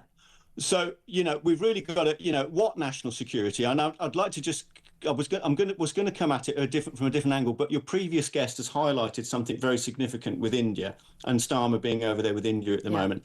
So currently we've got a problem with by a proxy through India buying Russian oil that they're happy to do. With India has strategically partnered militarily with Russia for quite some time and has even partnered to build strategic nuclear submarines and ballistic submarines and all the rest of it that goes with it. So this digital ID thing is it does dovetail into this argument very well, because we're not conducting border control, and we've got to say, Julia, what national security at the moment. But what they're wanting to do with the digital thing is we're going to have digital administrative personal border. Heaven David, forbid. I am so sorry, genuinely. We are going so off track. Can we please... The story is complicated enough as it is. David, stop just 1 second. It is. What I'm suggesting is... David, please, can you stop 1 second? Can we just stick to the subject at hand? We've got the Prime Minister saying, it's not my fault, Governor. I couldn't do anything. The law was the law when these men were charged with these alleged crimes, which they deny. Everybody else who seems to know about this subject is saying, that's not true. China was designated a hostile nation state. There are statements in Parliament, the former Security Minister, Tom Tugendhat, and others during the Tory time, that they are saying that. So is Keir Starmer lying to us when he says that it's nothing to do with him, Gov? Or is the current Director of Public Prosecutions, is this Simon Case, the former Cabinet Secretary, are they all lying to us when they say, well, no, actually, the Prime Minister's not being entirely straightforward? I think this intervention by Simon Case is very significant. I would submit that the challenging has got to go between the Prime Minister for telling the truth and Jonathan Powell, the National Security Advisor, for telling the truth. Now, where Powell is concerned, he's refusing currently, Julia, to go before Parliament and answer questions. So if you wanted to ask him some questions via your MP, or the MPs on the Select Committee want to ask Jonathan Powell some questions, they can't because he's refusing to go. So what I'm going to submit really is this. It was put to me by a top government source recently that we do not have national security in the UK. We have something much more dangerous. We have currently the illusion of national security, Julia, and that is in the context of war, from the two people that have just written our defence review. And we've got the former head of MI5, Manning and Buller, saying that she thinks we're at war as well. So this is no way to be conducting business where we've got a grey area there between the Prime Minister, who's heading everything up, and the National Security Advisor. This is unacceptable. Yeah. They've got to come clean. This is really, really serious. Well, the trouble with this is it's a very complicated story. It involves a lot of names, a lot of people haven't heard of, but we are talking about, an enemy state, a hostile nation state, and our Prime Minister appearing, and according to many of the people who are talking about this, and his National Security Advisor basically putting what they believe is an economic deal ahead of our national security. But, national security and economics can sometimes collide, and I think most of us have a priority for national security. David, we'll have to leave that there. I won't say what your job title is, other than you are currently the Director of Strategic Defence Initiatives UK, David Blackhall, because there's a lot of confusion, because you did confirm what your job title had been to us before we got you on air. But David, I so appreciate your time. Thank you. Benedict Spence, listening to all of that, what do you make? I'm not going to say that the Prime Minister is a liar. I am going to say that his record on telling the truth is not the best. But I would also say that his record on being competent is not the best. It is entirely possible that what could be attributed to maliciousness is simply Often idiocy. is incompetence in all governments. And I think that there is genuinely, you could toss a coin and go, are they just misleading us, or are they just a bit chaotic? I do think it's really weird. You've got a former director of public prosecutions and the Prime Minister and the current one at loggerheads over this. And the thing is, this story is very complicated. It involves a spy trial. No one's quite sure the details, who are all these people. And it gets complicated. But there are some people who are saying this could be the end of Keir Starmer's career. Some of the things he said, if he said them in Parliament, and that was proven to be a lie,